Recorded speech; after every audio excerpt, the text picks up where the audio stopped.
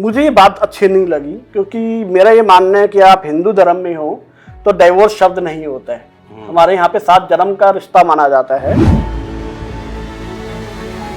शास्त्रों के हिसाब से एक मुखी रुद्राक्ष साक्षात शिव है। लेकिन कई ऐसी कथाएं भी तो आती है कि भगवान शिव तांडव कर रहे थे, उनके बदन से जो पसीना या उनके नाचते हुए जो बूंदे पृथ्वी पे गिरी है तब रुद्राक्ष का उत्पन्न हुआ। वो कहाँ तक सच है? रुद्राक्ष धरती का इकलौता फल है जो एक ही पेड़ पर अलग अलग प्रकार का होता है। और एक मुखी रुद्राक्ष प्रकृति में आज के टाइम पर उपलब्ध ही नहीं है, तो उन्होंने उस गुठली को बेचना शुरू कर दिया। क्या रुद्राक्ष सिर्फ एक धार्मिक वस्तु है या फिर कोई एक ऐसी चीज है जो रियल में हमारे बॉडी पे इम्पैक्ट गिरती है, या फिर सिर्फ एक फल है? पूरी दुनिया में एक साल के अंदर 21 मुखी दाना 3 या 4 होते हैं। आपने भी सुनी है, अरमन ने भी सुनी है, लेकिन आज जो मेरे साथ गेस्ट मौजूद है ना, मैं थोड़ा सा उनके बारे में बता देता हूं। आज मेरे साथ मौजूद है शिवगण पुनीत वर्मा जी। नमस्कार। और अच्छा, सबसे पहले ना पुनीत, गुरु मैं आपको बोलूं, भाई मैं आपको बोलूं, क्या बोलूं? क्योंकि एक मेरे लिए ना थोड़ा सा डाउट रही है, मतलब रो है, क्योंकि मैं पॉडकास्ट करूं हरियाणवी लैंग्वेज में। ठीक है जी। तो हम तो सब ननुए कहता भाई ओ क्या हाल है भाई, ये वो। एक रिस्पेक्टफुली एक वर्ड मेरे को अगर आपको देना है तो मैं क्या दूं? आप मुझे शिवगण ही बुला सकते हैं। हम सभी शिवगण हैं। जिसकी शिव में आस्था है वो शिवगण है, तो आप मुझे शिवगण बुला लीजिए। तो मैं आपको बोल लूं शिवगण भाई? हाँ जी, बोल सकते हैं। ठीक है। तो आज मेरे साथ मौजूद है शिवगण भाई, जिनका ना रुद्राक्ष को लेके 20 साल का एक्सपीरियंस है। कितने? 20 साल का। और सबसे मजे वाली बात यह है, जहां मार्केट में ना रुद्राक्ष की कीमत यहां से लेके यहां तक है ना भाई, इन कीमतों के बीच में ना जाते हुए ना रुद्राक्ष फ्री में देते हैं। ऐसा ही है शिवगुण भाई? बिल्कुल जी, शिव की कृपा है और शिव का आदेश है, तो मैं उसी आदेश का पालन कर रहा हूं। ठीक है। अब ना मेरा ना सबसे पहला एक सवाल है। मैं ऐसा बंदा हूं जिन्हें मैंने रुद्राक्ष का कुछ नहीं पता। हमने नाम सुना है, जो हमारी ऑडियंस है या जो हमारे बंदे देख रहे हैं पॉडकास्ट, उन्होंने भी सिर्फ नाम सुना है रुद्राक्ष। बिल्कुल। मेरा सबसे पहले ना आपसे क्वेश्चन ये है, रुद्राक्ष है क्या? रुद्राक्ष प्रकृति का दिया हुआ सबसे अनमोल तोहफा है मानव जाति के लिए। अगर मैं शास्त्रों की बात करूं, शिव पुराण, वेद, जितने भी हमारे वेद पुराण हैं, उनके अनुसार रुद्राक्ष शिव की आंखों से निकले हुए आंसुओं से उत्पन्न एक दिव्य बीज है। अच्छा। यानी शिव पुराण में कथा आती है कि एक बार महादेव अपनी ध्यान अवस्था में बैठे थे। इतने में उनके पास ब्रह्मा, विष्णु और सभी देवता पहुंचे। सभी देवताओं ने बताया कि प्रभु, एक राक्षस है, उसका नाम है त्रिपुरासुर। हम सब उससे परेशान हो चुके हैं, उसने पूरा आतंक मचा रखा है और हम उसको बस में नहीं कर पा रहे। तो महादेव बोलते, ठीक है, अगर ये दिक्कत है तो मैं उसको अपने काबू में करूंगा। और महादेव अपनी आधी खुली हुई आंखों से गहन तपस्या में चले गए। उनकी आधी खुली आंखों से कुछ आंसू निकले जो धरती पर गिरे। धरती यानी प्रकृति, प्रकृति यानी माता पार्वती का स्वरूप। ठीक है। माता पार्वती ने उनको अपनाया। वो आंसुओं से कुछ पेड़ उत्पन्न हुए। उन पेड़ों को रुद्राक्ष का पेड़ कहा जाता है और उन पर जो फल निकला, उन फलों की गुठली को रुद्राक्ष कहते हैं। मतलब आपके कहने का मतलब ये है कि जो भगवान शिव ने तपस्या करते हुए आधी आंखों से, मतलब आधी आंख खुल रही थी, आधी बंद थी, उस टाइम जो आंसू भगवान शिव की आंखों से निकले, वो जो जमीन पे गिरे, उससे रुद्राक्ष पैदा हुआ। बिल्कुल जी। लेकिन कई ऐसी कथाएं भी तो आती है कि भगवान शिव तांडव कर रहे थे, उनके बदन से जो पसीना या उनके नाचते हुए जो बूंदे पृथ्वी पे गिरी है तब रुद्राक्ष का उत्पन्न हुआ। वो कहाँ तक सच है? बिल्कुल जी। देखिए, अगर हम रुद्राक्ष का शाब्दिक अर्थ पे जाएं कि रुद्राक्ष का मतलब क्या होता है। रुद्राक्ष एक संस्कृत का शब्द है जो दो शब्दों के मिलन से बना है, रुद्र जमा अक्ष। रुद्र महादेव का एक वैदिक नाम है। अक्ष का मतलब होता है आंसू, यानी रुद्र के आंसू। पुराणों में अलग अलग कथा मिलती है। एक कथा मैंने आपको बताई, ऐसी एक कथा और आती है कि जब माता सती ने अपना देह त्याग किया था तो महादेव काफी क्रोधित थे। वो अपनी माता सती के शव को लेकर इधर उधर घूम रहे थे और गुस्से में उनकी आंखों से आंसू भी निकल रहे थे। तो जहां जहां वो आंसू गिरे उनसे वृक्ष उत्पन्न हुए और उन वृक्षों के फल से रुद्राक्ष कहते हैं। लेकिन थोड़ा सा मैं रोकूंगा, आपने कहते हैं कि जब माता पार्वती के शव ने लेकर भगवान शिव इधर उधर घूम रहे थे तो विष्णु भगवान ने वह चीज देखी। सभी ने देखी है, सभी ने देखी। तो विष्णु भगवान ने क्या करा, अपने चक्कर थे उनके 51 जो आज शक्तिपीठ है तो टुकड़े कर दिए। इस चीज से फिर वो भगवान शिव थोड़े से उससे पहले, थोड़ा सा पहले, यानी देखिए महादेव पूरी सृष्टि को चलाने वाले हैं। अगर महादेव रुद्र रूप में है या गुस्से में है तो पूरी सृष्टि का बैलेंस गड़बड़ा जाएगा। वो अपनी प्रियतमा कह दीजिए या माता सती को के शव को लेकर घूम रहे हैं और गुस्से में हैं, तो पूरी सृष्टि का बैलेंस गड़बड़ा रहा है। अच्छा, उनके आंसू निकल रहे हैं, उनसे रुद्राक्ष के फल उत्पन्न हो रहे हैं, लेकिन सृष्टि का बैलेंस भी गड़बड़ा रहा है। तो उसको बैलेंस करने के लिए, महादेव जी का क्रोध शांत करने के लिए भगवान विष्णु ने सुदर्शन चक्र चलाया और 51 शक्तिपीठों की स्थापना हुई। वो एक अलग कहानी है। तो रुद्राक्ष की उत्पत्ति शिव के आंसुओं से हुई है। वो चाहे कैसे हुई हो, चाहे वो जो पहले कथा आपने बताई उससे हुई है या दूसरी कथा तो हुई है। बिल्कुल, बहुत सारी कथाएं आती है शास्त्रों में। असली कौन सी है? आपने 20 साल लगाए हैं तो 20 साल में अपना पता तो लगा होगा या थोड़ी रियल है या थोड़ा सा बाद में बन गई है। बिल्कुल सही बात बोली। पहले हमें ये तो मानना पड़ेगा कि शिव के आंसुओं से उत्पन्न हुई। हाँ, ये मैंने मान ली। ठीक है, कथा बता दो कौन सी सही है। अब शिव के ऊपर सबसे ज्यादा जो पौराणिक वेद कह सकते हैं या पुराण कह सकते हैं या धार्मिक किताब कह सकते हैं वो शिव महापुराण है। शिव पुराण महापुराण के अंदर त्रिपुरासुर वाली जो मैंने पहली कहानी बताई आपको वो आती है। अच्छा, दूसरी कहानी मनगढ़ंत है? नहीं, मनगढ़ंत नहीं कहूंगा। हो सकता है कि उनका देखने का मत वो हो। अब एक कथा और आती है कि एक बार माता पार्वती और महादेव दोनों एक साथ बैठे थे। महादेव दोनों ध्यान में थे। महादेव एकदम से थोड़ा सा विचलित होकर उनका ध्यान भंग हुआ। तो माता पार्वती ने पूछा कि क्या हुआ। तब महादेव ने बोला कि भविष्य में कलयुग के अंदर मानव जाति के ऊपर बहुत सारे संकट आएंगे, बहुत सारी परेशानियां होगी। तब माता पार्वती ने पूछा अच्छा ऐसा क्यों? तब उन्होंने बोला उनके कर्मों के लिए, वो उनके कर्म ऐसे हो जाएंगे कि उनको परेशान होना पड़ेगा। अब देखिए जी, हम सभी महादेव और माता पार्वती की संतान हैं। कोई भी माता पिता को पता लगे कि उनके बच्चों पे कुछ संकट आने वाला है तो उनका परेशान होना बिल्कुल नेचुरल है, वो परेशान होंगे। तो माता पार्वती ने पूछा कि कैसे संकट आएंगे। उन्होंने सभी प्रकार की कलयुग की परेशानियां बताई और ये परेशानियां बताते बताते उनकी आंसू निकल आई।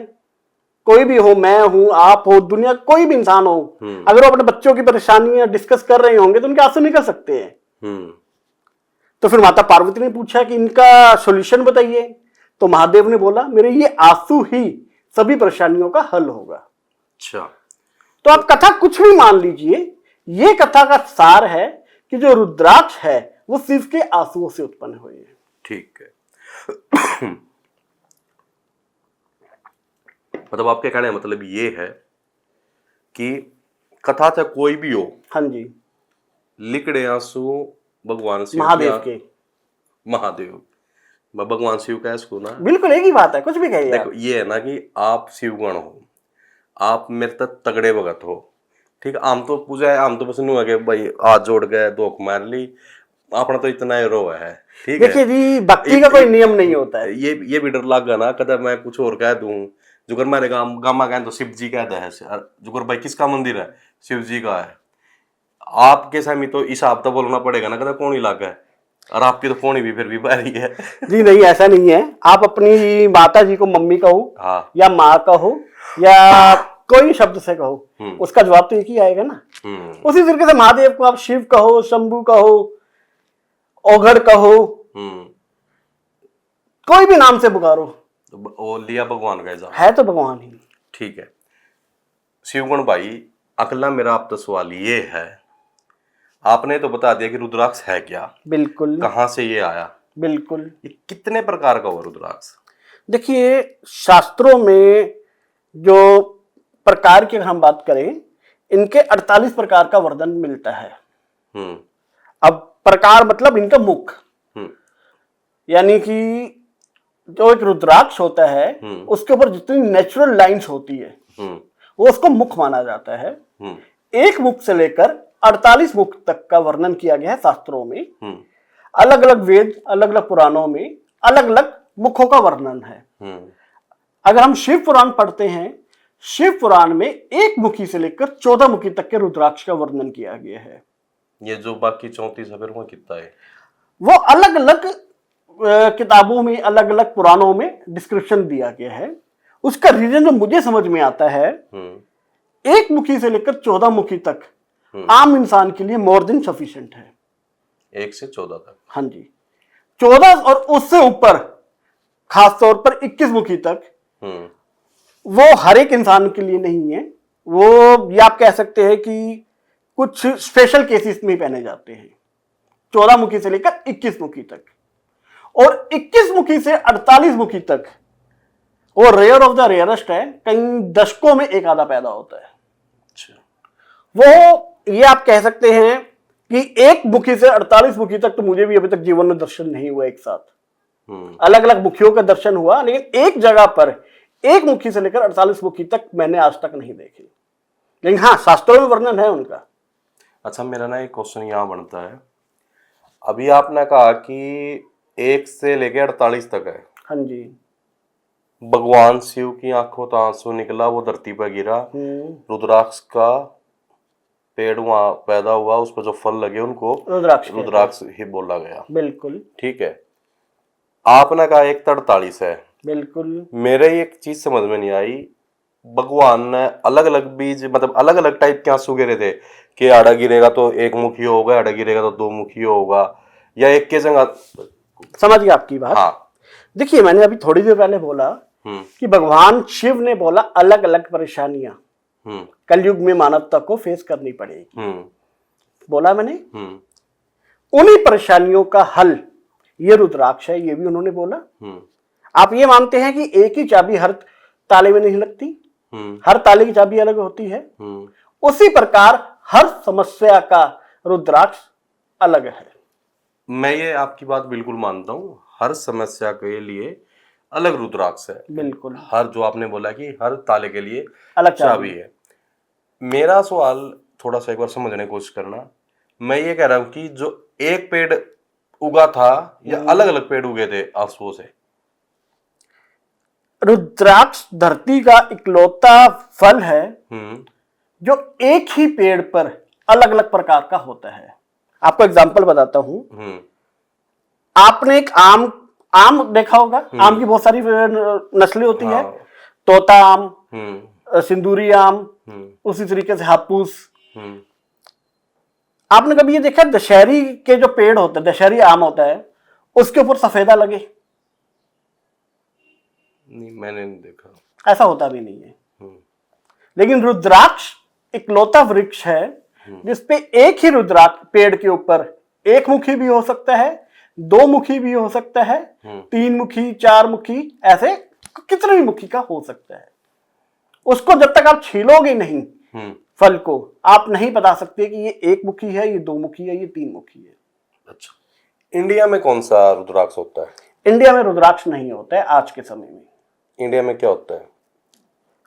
रुद्राक्ष का हम सकल कह सकते हैं, जिसको आम भाषा में भद्राक्ष कहा जाता है। हालांकि भद्राक्ष वेदों में कोई शब्द नहीं है। हाँ, और ये भद्राक्ष शायद साउथ में उगाए जा रहे हैं। अब इंडिया के अंदर जो भद्राक्ष आपकी बात करी ना, वो मिलता जुलता फल है जिसकी जो गुठली होती है वो रुद्राक्ष जैसी लगती है, लेकिन वो रुद्राक्ष से उसका दूर दूर तक कोई लेना देना नहीं है। जो मैं एक मुखी से शुरुआत करता हूँ, जो एक मुखी रुद्राक्ष आपने बोला हाँ है, जी।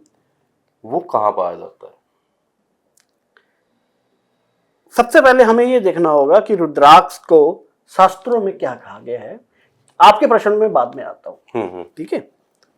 शास्त्रों के अनुसार जो रुद्राक्ष है उसमें कैटेगरीज बोली गई है, सबसे बेस्ट, मीडियम, लो। सबसे बेस्ट बोला गया है जो आंवले के साइज का हो। आंवला जो देसी आंवला होता है हमारा, वो लगभग 25 mm के आसपास होता है। यानी कि जो बेस्ट रुद्राक्ष होगा वो 25 mm के आसपास होता है। मीडियम क्वालिटी बोली गई है बेर के आकार की, यानी कि आप कह सकते हैं 15 से 20 mm के आसपास। और चने के आकार को लो क्वालिटी बताया गया है। उसके बाद उन्होंने बताया गया कि वो कटीला होना चाहिए, यानी जो आप रुद्राक्ष को आप हाथ में पकड़ेंगे, जैसे मैंने ये रुद्राक्ष पहना हुआ है, अगर इसको मैं हाथ में यूं पकड़ता हूं तो मुझे हल्का हल्का चुभना चाहिए, जैसे कांटा चुभता है। तीसरी जो उन्होंने क्वालिटी बोली कि रुद्राक्ष में नेचुरल छेद होना चाहिए। ये रुद्राक्ष जब वृक्ष से तोड़ा जाता है तो ये जो छेद है ये नेचुरली होता है। इसमें हल्का सा पिन मारेंगे या कोई भी तिला मारेंगे, जो उसके अंदर कचरा फंसा होता है वो निकल जाएगा। तो प्रकृति ने रुद्राक्ष को बनाया ही ऐसा है कि उसमें आप धागा आसानी से डाल सको, आपको नेचुरली होल होता है, आपको कुछ पे ड्रिल करने की जरूरत नहीं होती। अब आपने क्वेश्चन पूछा एक मुखी रुद्राक्ष के बारे में। एक मुखी रुद्राक्ष कहां पर होता है? वर्तमान में एक मुखी रुद्राक्ष होता ही नहीं है। जिसको भी रुद्राक्ष के बारे में पता है उसका पहली कोशिश ही होगी, अगर वो दुकान में उसके मन में भाव आता है कि मैं रुद्राक्ष धारण करूं, वो दुकान पे जाएगा और एक मुखी रुद्राक्ष मांगेगा। आज से अगर आप 30-40 साल पहले देखेंगे, या दिन 30-40 साल पुराने लोग हैं, वो ये कहेंगे कि एक मुखी रुद्राक्ष हमने कभी भी नहीं पहना, देखा भी नहीं। लेकिन हर कोई रुद्राक्ष जिसको पता है वो एक मुखी रुद्राक्ष ही पहनना चाहेगा। हरिद्वार के व्यापारियों ने देखा कि रुद्राक्ष की डिमांड बहुत है एक मुखी की, लेकिन सप्लाई है ही नहीं, क्योंकि होता ही नहीं है आज के टाइम पर। उन्होंने रिसर्च करी अपनी, उन्हें साउथ इंडिया के अंदर काजू की शेप का एक फल मिला, जो जंगली बेर कह सकते हैं। उसकी गुठली कुछ कुछ रुद्राक्ष से मिलती है, और जैसा आधा चांद होता है उस टाइप का मिलता है वो। उनके दिमाग में उसी समय, क्योंकि वो व्यापारी थे, धार्मिक नहीं थे, धर्म नहीं है उनका, व्यापार है। उन्होंने कहा ठीक है, ये रुद्राक्ष से मिलता जुलता है, इसको चंद्रमौली रुद्राक्ष, शास्त्रों में कहीं पर भी नाम नहीं मिलेगा आपको चंद्रमौली का, उस रुद्राक्ष को उन्होंने बेचना शुरू करा, चंद्रमौली रुद्राक्ष कहकर, एक मुखी के रूप में। अब आप देखिएगा जो शास्त्रों में वर्णन है शिव पुराण में, वो गोल होगा, कटीला होगा। वो कटीला हल्का हल्का सा लगता है, जो आप एक मुखी मिलता है, गोल नहीं है, नेचुरल होल नहीं है उसमें। उसका आप एक्सरे करोगे, उसके अंदर कोई बीज भी नहीं मिलेगा आपको। तो रुद्राक्षी कैटेगरी में है ही नहीं ना। लेकिन इस टाइम सबसे ज्यादा मेरे साथ बिकता वही है, फार्मिंग साउथ में उसी की हो रही है। बिल्कुल हो रही है। क्यों? क्योंकि उसकी डिमांड है ना। जिसको रुद्राक्ष का नाम भी सुना है वो चाहेगा एक मुखी रुद्राक्ष। शास्त्रों के हिसाब से एक मुखी रुद्राक्ष साक्षात शिव है। एक मुखी रुद्राक्ष, माता पार्वती को हजारों साल तपस्या करनी पड़ी थी शिव को पाने के लिए। भगवान श्री कृष्ण को भी 12 वर्ष तपस्या करनी पड़ी थी भगवान शिव के दर्शन करने के लिए। पांडवों को भी आसानी से दर्शन नहीं दिए थे महादेव ने। तो आपको क्या लगता है, आपको एक मुखी रुद्राक्ष इतनी आसानी से मिल जाएगा? तो इसलिए जो वो आप बता रहे हो कि एक गुठली है जो, हाँ, उसको रुद्राक्ष के रूप में बेचा जा रहा है, क्योंकि उनका व्यापार है। उन्होंने देखा कि जो भी आदमी आता है वो एक मुखी रुद्राक्ष ही मांगता है। एक मुखी रुद्राक्ष प्रकृति में आज के टाइम पर उपलब्ध ही नहीं है, तो उन्होंने उस गुठली को बेचना शुरू कर दिया। ये तो काफी तगड़ी नॉलेज है, क्योंकि काफी दर्शक ऐसे हैं जो एक मुखी रुद्राक्ष के लिए भटक रहते रहे हैं। आप ये बात करें, आज के टाइम में 1500 रुपए का मिलता है और कुछ लोग उसे रुद्राक्ष को लाखों रुपए में बेचते हैं, लेकिन उसकी वास्तव जो कीमत है वो मुश्किल से 5-10 रुपए है। 5-10 रुपए की चीज को लाखों रुपए में बेचा जाता है। लाखों में बेचा जा रहा है। हाँ, क्योंकि वो आपकी आस्था का मतलब आ गया ना। इसी हिंदुस्तान के अंदर भगवान का नाम लेकर कितने बड़े बड़े साम्राज्य बन जाते हैं। आपने अभी बताया कि एक तो है रुद्राक्ष, हाँ जी। मतलब बद्राक्ष, बिल्कुल कह सकते हो, जो साउथ में आज की बोलचाल में वो चलता है। हाँ, और एक इंद्राक्ष भी होता है। बिल्कुल, जो रुद्राक्ष इंडोनेशिया से आते हैं उनको इंद्राक्ष कहा जाता है। एक्चुअल में इंद्राक्ष का भी कोई वर्णन शास्त्रों में नहीं किया गया। इंद्राक्ष का क्या कुछ अलग होता है उसमें? वो रुद्राक्ष ही है। आज के समय में आपको सिर्फ और सिर्फ जो ऑथेंटिकेट या शास्त्रों के हिसाब से बताए हुए रुद्राक्ष है वो 2 जगह मिलते हैं, एक नेपाल में, एक इंडोनेशिया में। नेपाली रुद्राक्ष का जो साइज होता है, स्टार्टिंग रेंज, वो लगभग 15 mm से लेकर 35-40 mm तक होता है। इंडोनेशिया में जो रुद्राक्ष मिलते हैं वो मिलते हैं 4 या 5 mm से लेकर 15 से 20 mm तक। अब मार्केटिंग की गई नेपाल के रुद्राक्ष की सबसे ज्यादा। इंडोनेशिया के रुद्राक्ष की इतनी मार्केटिंग नहीं हुई इंडिया के अंदर, लेकिन वर्ल्ड में सबसे ज्यादा जो रुद्राक्ष पैदा होता है वो इंडोनेशिया में होता है, क्योंकि वहां पे उसकी फार्मिंग की जाती है। जबरदस्ती उगाया जा रहा है। जबरदस्ती नहीं, इसके खेत है। भगवान शिव, एक थोड़ा सा मैं वापिस आऊंगा, भगवान शिव ने जब तपस्या करी, किंग करी थी।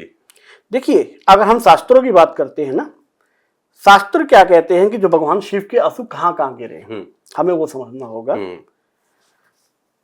भगवान शिव के जो आंसू गिरे, वर्तमान के हिसाब से बात करें हम, central India, eastern India, Nepal का एरिया, इंडोनेशिया, बर्मा, यहां पर गिरे। अब क्वेश्चन ये आता है कि जब भारत में भी उनके आंसू गिरे तो यहां पर रुद्राक्ष क्यों नहीं पैदा हुए? रुद्राक्ष यहां पर भी पैदा होते थे, लेकिन मुगल काल में और ब्रिटिश काल में रुद्राक्ष की महिमा को दबाने के लिए मल्लेच्छों ने सारे पेड़ नष्ट करने शुरू कर दिए।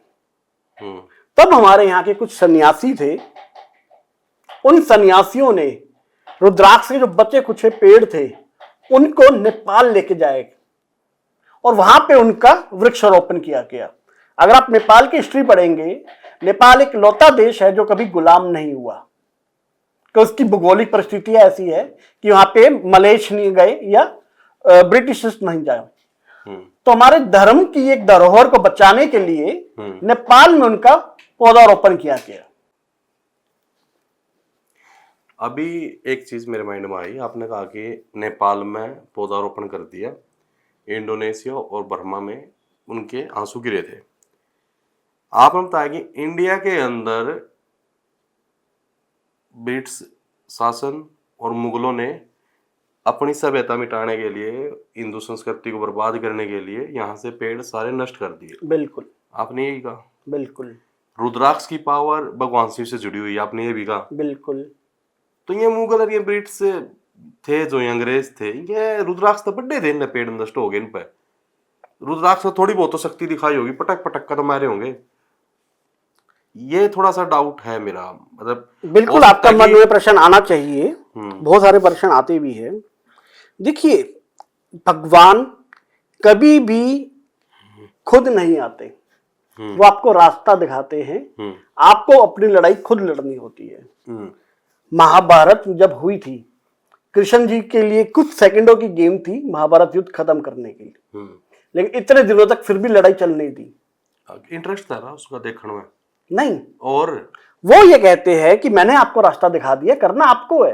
अच्छा, मैं बीच में इंटरफेयर नहीं करूंगा। आपको बता दिया गया कि ये रुद्राक्ष है, आप अपने धर्म को बचाइए। अब आप नहीं बचा पा रहे तो शिव का दोष नहीं है। धर्म किसने बनाया? धर्म हमने बनाया, बिल्कुल सही बात कह सकते हो। तो फिर धर्म जब हमने बनाया तो भगवान शिव कैसे डिसाइड करेंगे कि तुम अपने धर्म को बचाओ। ये बात भी सही बात बोली।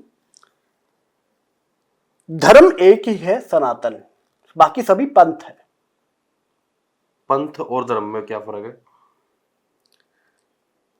जो मूल प्रति है, आपको एग्जांपल देता हूं मैं। ये गिलास में पानी है, पानी है, इसमें हमने नींबू डाल दिया, क्या हो जाएगा? नींबू पानी। इसमें थोड़ा सा सोडा और रंग डाल दिया, क्या हो जाएगा? शिकंजी या नहीं, वो क्या, कोका कोला। कोका कोला हाँ, बेसिकली क्या है? हाँ, यही है। लेकिन मूल क्या है उसका? पानी। वही फर्क आता है धर्म में और पंथ में। मूल सनातन है, उसके बाद अलग अलग चेंज होते रहे, वो पंथ होते गए। लेकिन जब भगवान शिव ने सारी चीज सेट करी, हाँ जी, भारत का इतिहास सबसे पुराना है, बिल्कुल है, हम हिंदू है, हाँ जी है, या सनातनी है? हिंदू शब्द छोटा है, सनातनी है। हम सनातनी है, और शायद हमसे ज्यादा इसके बारे में ज्ञान जो हमारे पूर्वज चले उनको होगा, बिल्कुल, या हम ज्यादा समझदार है इस पीढ़ी वाले? नहीं, हमारे पूर्वज ज्यादा समझदार है। और ये पंथ कब बने हैं? पंथ तब बने जब मानव का इंटरेस्ट, पर्सनल इंटरेस्ट आता रहा। किसमें इंटरेस्ट आता रहा? पर्सनल इंटरेस्ट हर चीज में। एग्जांपल देता हूं मैं आपको। एक साम्राज्य चल रहा है, बहुत अच्छा चल रहा है, राजा चला रहा है, उसके 4-5 बेटे हुए। हर बेटा कहता है मैं राजा बनूं। राजा तो एक ही हो सकता है। उसने विद्रोह कर दिया, उसने कहा ये बंटवारा, ये जमीन मेरी है, आज से ये जमीन मेरी है। एक जो एरिया था मान लीजिए 100 किलोमीटर का, 5 बेटों ने उसको 20-20 किलोमीटर में बांट लिया। हर कोई राजा बन गया। उन जो 5 बेटे हुए, सभी का अलग अलग तरीका था काम करने का। वही हुआ धर्म के साथ। सबसे पहले सनातन आया, हजारों साल पहले। अब सनातन को चलाने के लिए कोई ना कोई एक लीडर तो होएगा। आज मैं लीडर हूं, एग्जांपल लेते हैं, एक चीज चला रहा हूं, कल को मेरे 5 बेटे हुए, 5 का अलग अलग व्यू हो सकता है, 5 ने अपना अलग अलग पंथ शुरू कर लिया। धर्म एक ही है, सबका अलग अलग पंथ है। तो फिर ये जो दूसरे पंथ वाले लोग हैं, मैं धर्म नहीं बोलता, जो दूसरे पंथ वाले लोग हैं, तो इनका एक ही चीज पे फॉलो होना चाहिए ना, टारगेट। ऐसे एक जैसे हम हैं, अपना कुछ भी हो जाए, हे भगवान, अगर हमें कोई भी वो ना हुआ है, अगर मैं बजरंगबली का नाम ना लूं या माता शेरावाली का नाम लूं या भगवान शिव का नाम लूं, तो मैं क्या कहूंगा, हे भगवान करिए रक्षा। तो वो क्यों नहीं बोलते फिर? जो आप बोल रहे हैं मैं भी यही चाहता हूं कि यही हो, लेकिन हो नहीं सकता, क्योंकि हर एक की अपना अपना पर्सनल इंटरेस्ट है। मैं अपने आप को आपसे बेहतर शो करूंगा तभी मेरे पास संपत्ति आएगी ना। तो भगवान शिव इसमें कुछ कर दे? नहीं करेंगे, उनकी जरूरत नहीं है। उन्होंने ये कहा कि भाई मैंने तुम्हें रास्ता बना के दे दिया, अब तो तुम जानो, तुम जानो। रास्ता तुम तभी दिया था ना, बनाया गया। हाँ, तो और नहीं चल रहे ना। भगवान सबके लिए एक समान है। हम रुद्राक्ष की बात करते हैं, एक गैर सनातनी भी रुद्राक्ष धारण कर लेगा तो रुद्राक्ष ये नहीं कहेगा कि मैं, तू गैर सनातनी है, मैं तुझे इसका फल नहीं दूंगा। भगवान ने जो चीजें बनाई है वो सबके लिए बनाई है। लेकिन उसके बाद हम मानवता के दुश्मन कहूंगा मैं तो अपने आप को भी, हम मानवता के दुश्मनों ने उसको बंटवारा किया। चलो वापिस मैं रुद्राक्ष पे आता हूँ। धर्म में अभी तो अपने पास टाइम है, धर्म पे बाद में बात करेंगे। आपको 20 साल हो गए रुद्राक्ष की लाइन में। बिल्कुल। या रुद्राक्ष को का परीक्षण करते हुए, मतलब क्या बोलूं मैं आपको, रुद्राक्ष की लाइन में, line in the sense business? नहीं, मेरा बिजनेस नहीं है। महादेव की कृपा से मैं एक विश्व के अग्रणी संस्था में काम करता हूं। मैं उसका नाम तो नहीं लूंगा। क्यों, बेकार है? नहीं, बेकार नहीं है, अग्रणी है। अच्छी है तो सबको पता होना चाहिए ना। नहीं, देखिए, मैं अपनी पहचान सिर्फ और सिर्फ रुद्राक्ष में ही लिमिटेड रखना चाहता हूं। यहाँ पर मेरा परिवार चलाने के लिए मुझे वहां से बहुत अच्छी इनकम मिल जाती है। ओके। रुद्राक्ष आप ये कह सकते हैं मेरा पैशन है, मेरा जुनून है। रुद्राक्ष का जो मुझे फायदा मिला मैं वो दुनिया में बांटना चाहता हूं, क्योंकि दुनिया में व्यापारी बहुत है। रुद्राक्ष को बेचने वाले व्यापारी है, मैं व्यापारी नहीं हूं। मेरा कोई व्यवसाय नहीं है, कोई मेरी दुकान नहीं है जहां पे मैं रुद्राक्ष बेच सकूं, और ना मैं बेचना चाहता हूं। ठीक है, तो मेरे को ना शिवगणु भाई एक बात बताओ, इन 20 साल में आपने रुद्राक्ष को लेके लोगों में क्या बदलाव देखा है? जो आपकी किस्मत में नहीं है वो स्वयं शिव दे सकते हैं। ये मैं नहीं कहता, ये भगवान श्री कृष्ण भी कहते हैं। आपने देखा होगा बड़े बड़े जो राक्षस भी थे वो तपस्या करते थे, तो ज्यादातर लोगों ने तपस्या, राक्षसों ने भी तपस्या करके महादेव से वरदान लिए। ब्रह्मा जी और विष्णु जी ने बहुत कम लोगों को वरदान दिए। ब्रह्मा वो आपको दे सकते हैं जो आपके भाग्य में है, विष्णु भी वही देते हैं, लेकिन महादेव वो भी दे देते हैं जो आपके भाग्य में नहीं है। तभी उन्हें भोला कहा जाता है, क्योंकि वो बहुत भोले हैं। उन्हीं का एक स्वरूप है रुद्राक्ष। एक आदमी, उसके माता पिता ने हिंदुस्तान के सबसे बड़े पंडित से एक उनकी जन्म कुंडली बनाई, जिसको किताब कहते थे। उस भले टाइम में, लगभग आज से 20-21 साल पुरानी बात है ये, 5100 रुपए लगे थे। आज के टाइम में वो पंडित जी 5-5 लाख रुपए आपकी पर्सनल कंसल्टेंसी के लेते हैं। इतने बड़े पंडित जी है वो। उस किताब में लिखा गया, ये इंसान जीवन में लक्ष्यहीन रहेगा, कुछ भी नहीं करेगा, शादी नहीं होगी, शादी अगर किसी तरीके से हो भी गई तो बच्चे नहीं होंगे। उस इंसान ने 20 वर्ष की उम्र में रुद्राक्ष धारण करे।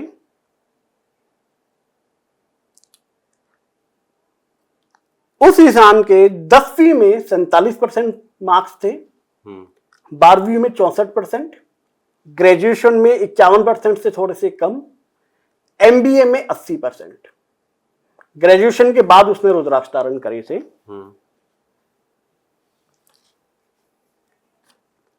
27 वर्ष की उम्र में सरकारी नौकरी मिली। जिस इंसान के बारे में कहा गया ये शादी नहीं करेगा, नवंबर 2012 में उस इंसान की शादी हुई। कहा गया कि इसके बच्चे नहीं होंगे। अगस्त 2013 में उसकी गोदी में गुड़िया थी। अगस्त 2015 में उसकी गोदी में एक लड़का था। अच्छा। जिस इंसान के बारे में कहा गया कि ये पूरी उम्र बदमाशी करेगा, कुछ काम धंधा नहीं करेगा, आज के समय में वो एक अच्छी खासी सामाजिक प्रतिष्ठा रखता है। वाह वो। जी हाँ, महादेव की कृपा से वो इंसान मैं हूं। ये मैंने अपना बताया आपको। अब मैं दुनिया के बारे में अगर मैं बताना चाहूं, मेरे एक मित्र है, उनके डिवोर्स तक बात पहुंच चुकी थी। डिवोर्स फाइल हो गया। डिवोर्स फाइल होने के बाद 6 महीने का टाइम मिलता है कि आपस में अगर कोई स्कोप हो आपसी रजामंदी का। ये बात मुझ तक पता लगी। वो और उनकी धर्मपत्नी दोनों मेरे मित्र थे। मुझे ये बात अच्छी नहीं लगी, क्योंकि मेरा ये मानना है कि आप हिंदू धर्म में हो तो डिवोर्स शब्द नहीं होता है। हमारे यहाँ पे 7 जन्म का रिश्ता माना जाता है, तो तलाक शब्द नहीं है हमारे हिंदू धर्म के अंदर।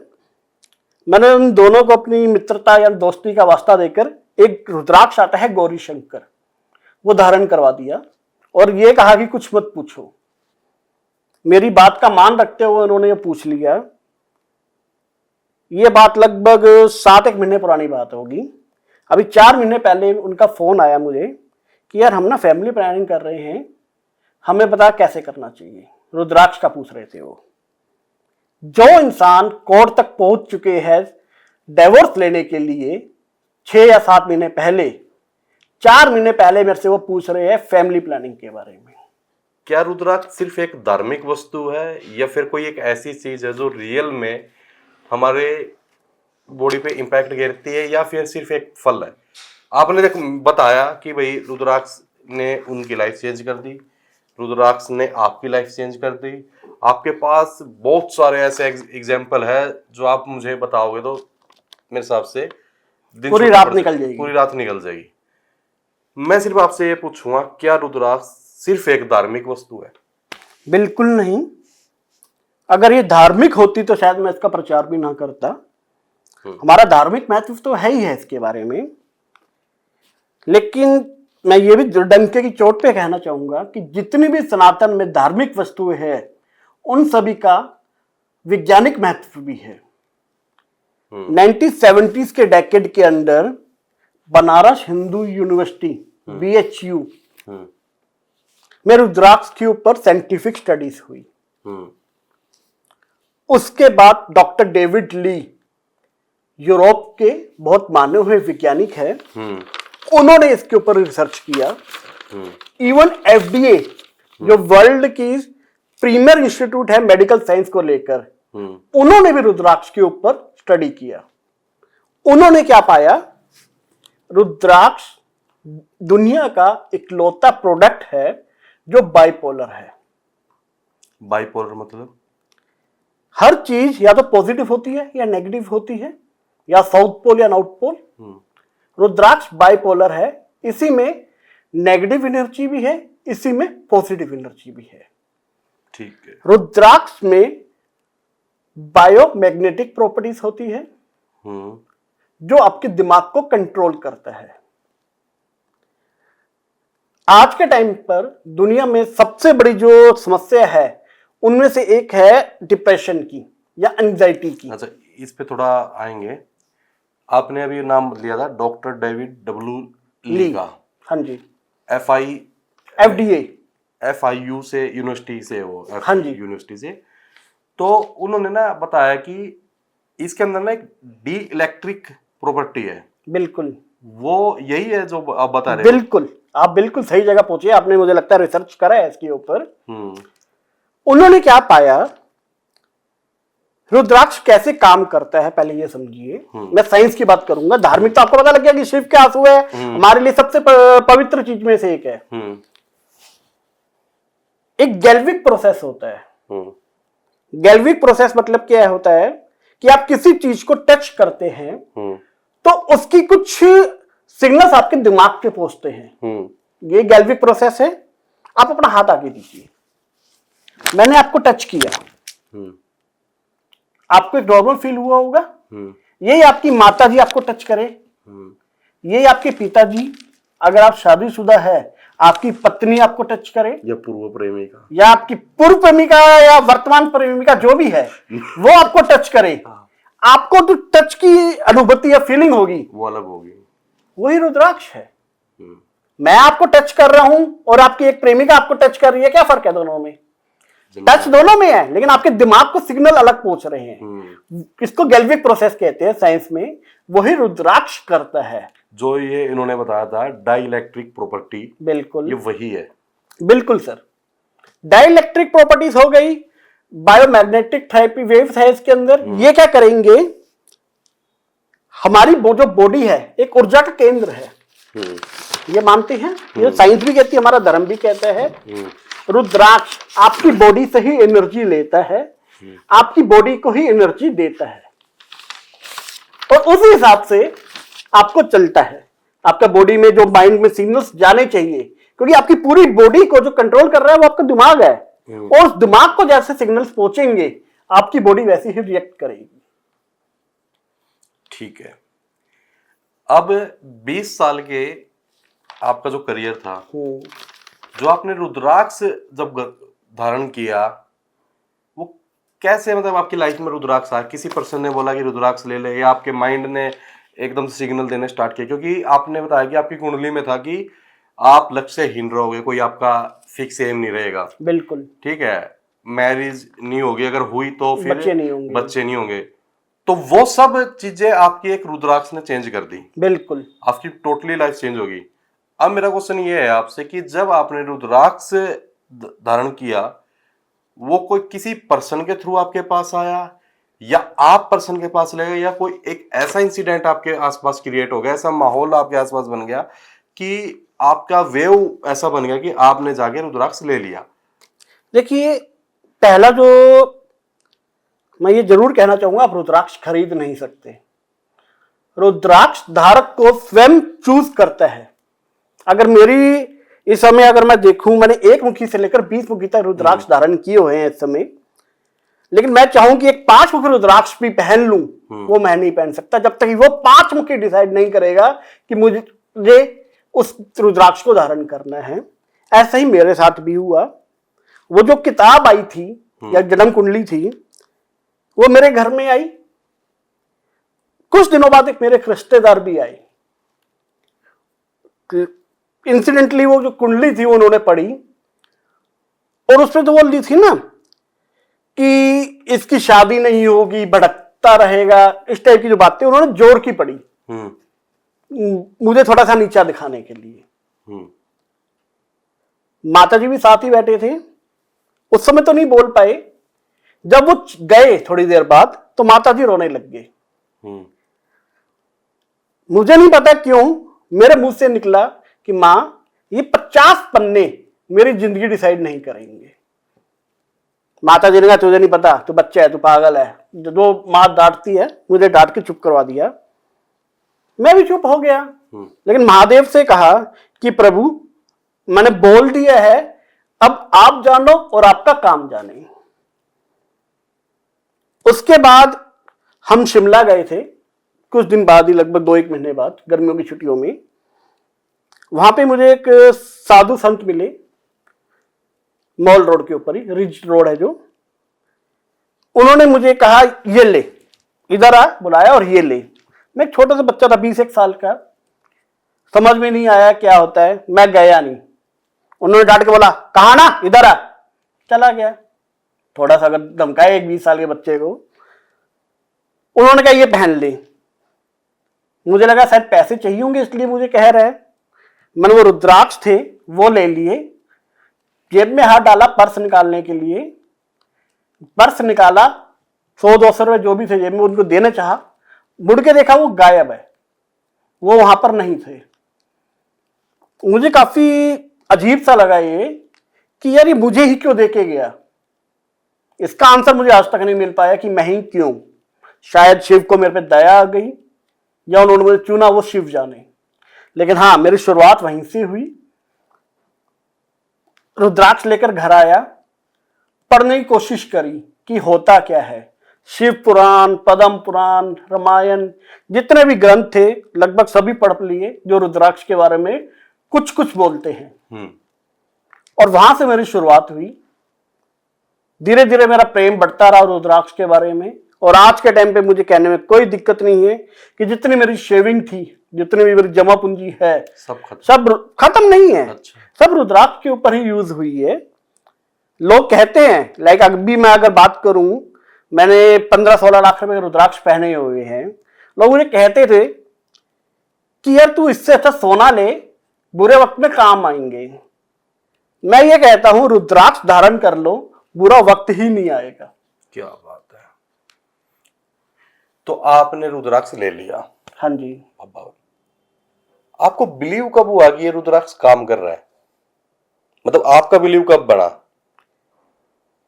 जिस इंसान के 10वीं में 47% थे, ग्रेजुएशन में 50.5 यानी 51 से थोड़े से कम है, मैथमेटिक्स में दोनों बार ग्रेस मिला हुआ है। मेरी मार्कशीट आप कहोगे मैं दिखा दूंगा। 33 number with star, Kurukshetra university से करी है मैंने। स्टार का मतलब होता है ग्रेस मार्किंग, यानी उसने जो ट्यूटर, जो एग्जामिनर था जिसने मेरी कॉपी चेक करी, उसने मेरे पे दया दृष्टि दिखाते हुए मुझे कुछ एक्स्ट्रा नंबर दिए और पास कर दिया। यही होता है अगर आपकी मार्कशीट के ऊपर स्टार लगा हो। वो इंसान रुद्राक्ष धारण करने के बाद अपनी एमबीए में मोर देन 80% नंबर ले रहे हैं। वो तो पढ़ाई करी होगी ना आपने, बढ़िया दिल लगा कर पहला पढ़ लेते, पहले नंबर आ जाते हैं। मेहनत हर कोई करता है। आप मेरे से ज्यादा मेहनत एक रिक्शा वाला करता है, सारा दिन रिक्शा चलाता है। लेकिन वे वाला गलत है ना। वही बात है ना, वो वे कौन दिखाता है? रुद्राक्ष ने ये नहीं किया कि भाई मेरे हाथ अपने आप चलने शुरू हो गए और अपना मार्क्स आने शुरू हो गए। मेरे दिमाग को उस तरफ फोकस करना सिखाया।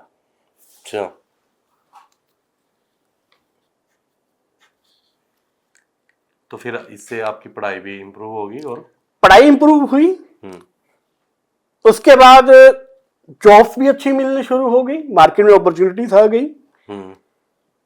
जीवन में रिश्ते की बात जो कुंडली कहती थी कि शादी नहीं होगी, एक ही लड़की देखी, आधे घंटे के अंदर रिश्ता पक्का हुआ, 1 महीने में शादी हो गई। वो तो डर था ना आपका, कुंडली में लिख रखा है कदर रिश्ता ना हुआ आपने तो एक आधे घंटे में डन कर दी। हाँ, देखिए आप उसको डर भी कह सकते हैं, मैं उसको कह सकता हूं कि भगवान शिव ने रास्ता भी दिखाया। आप भगवान को डर का रूप दे दो, नाम दे दो, कोई दिक्कत नहीं है। नहीं, वैसे मैं मजाक कर रहा हूँ, कहीं सीरियस हो जाओ आप मारो मेरा, ठीक। अगला मेरा क्वेश्चन आपसे ये है, लोग सबसे बड़ी गलती क्या करते हैं रुद्राक्ष को समझने में? लोग सबसे बड़ी गलती जो मुझे समझ में आती है, इसको चमत्कार मानते हैं, जबकि ये कोई चमत्कार नहीं है। भगवान शिव की आंखों से आंसू गिरे, धरती से पेड़ पैदा होया, उस पर रुद्राक्ष लग गया, चमत्कार नहीं है वो? बिल्कुल नहीं है। अच्छा, हमारी आंखा तो नहीं होंगे पैदा। आप शिव नहीं है ना। हाँ, तो फिर चमत्कार है ना? नहीं। चलो बताओ फिर आप क्या है। आप मेरा समझ नहीं पाए।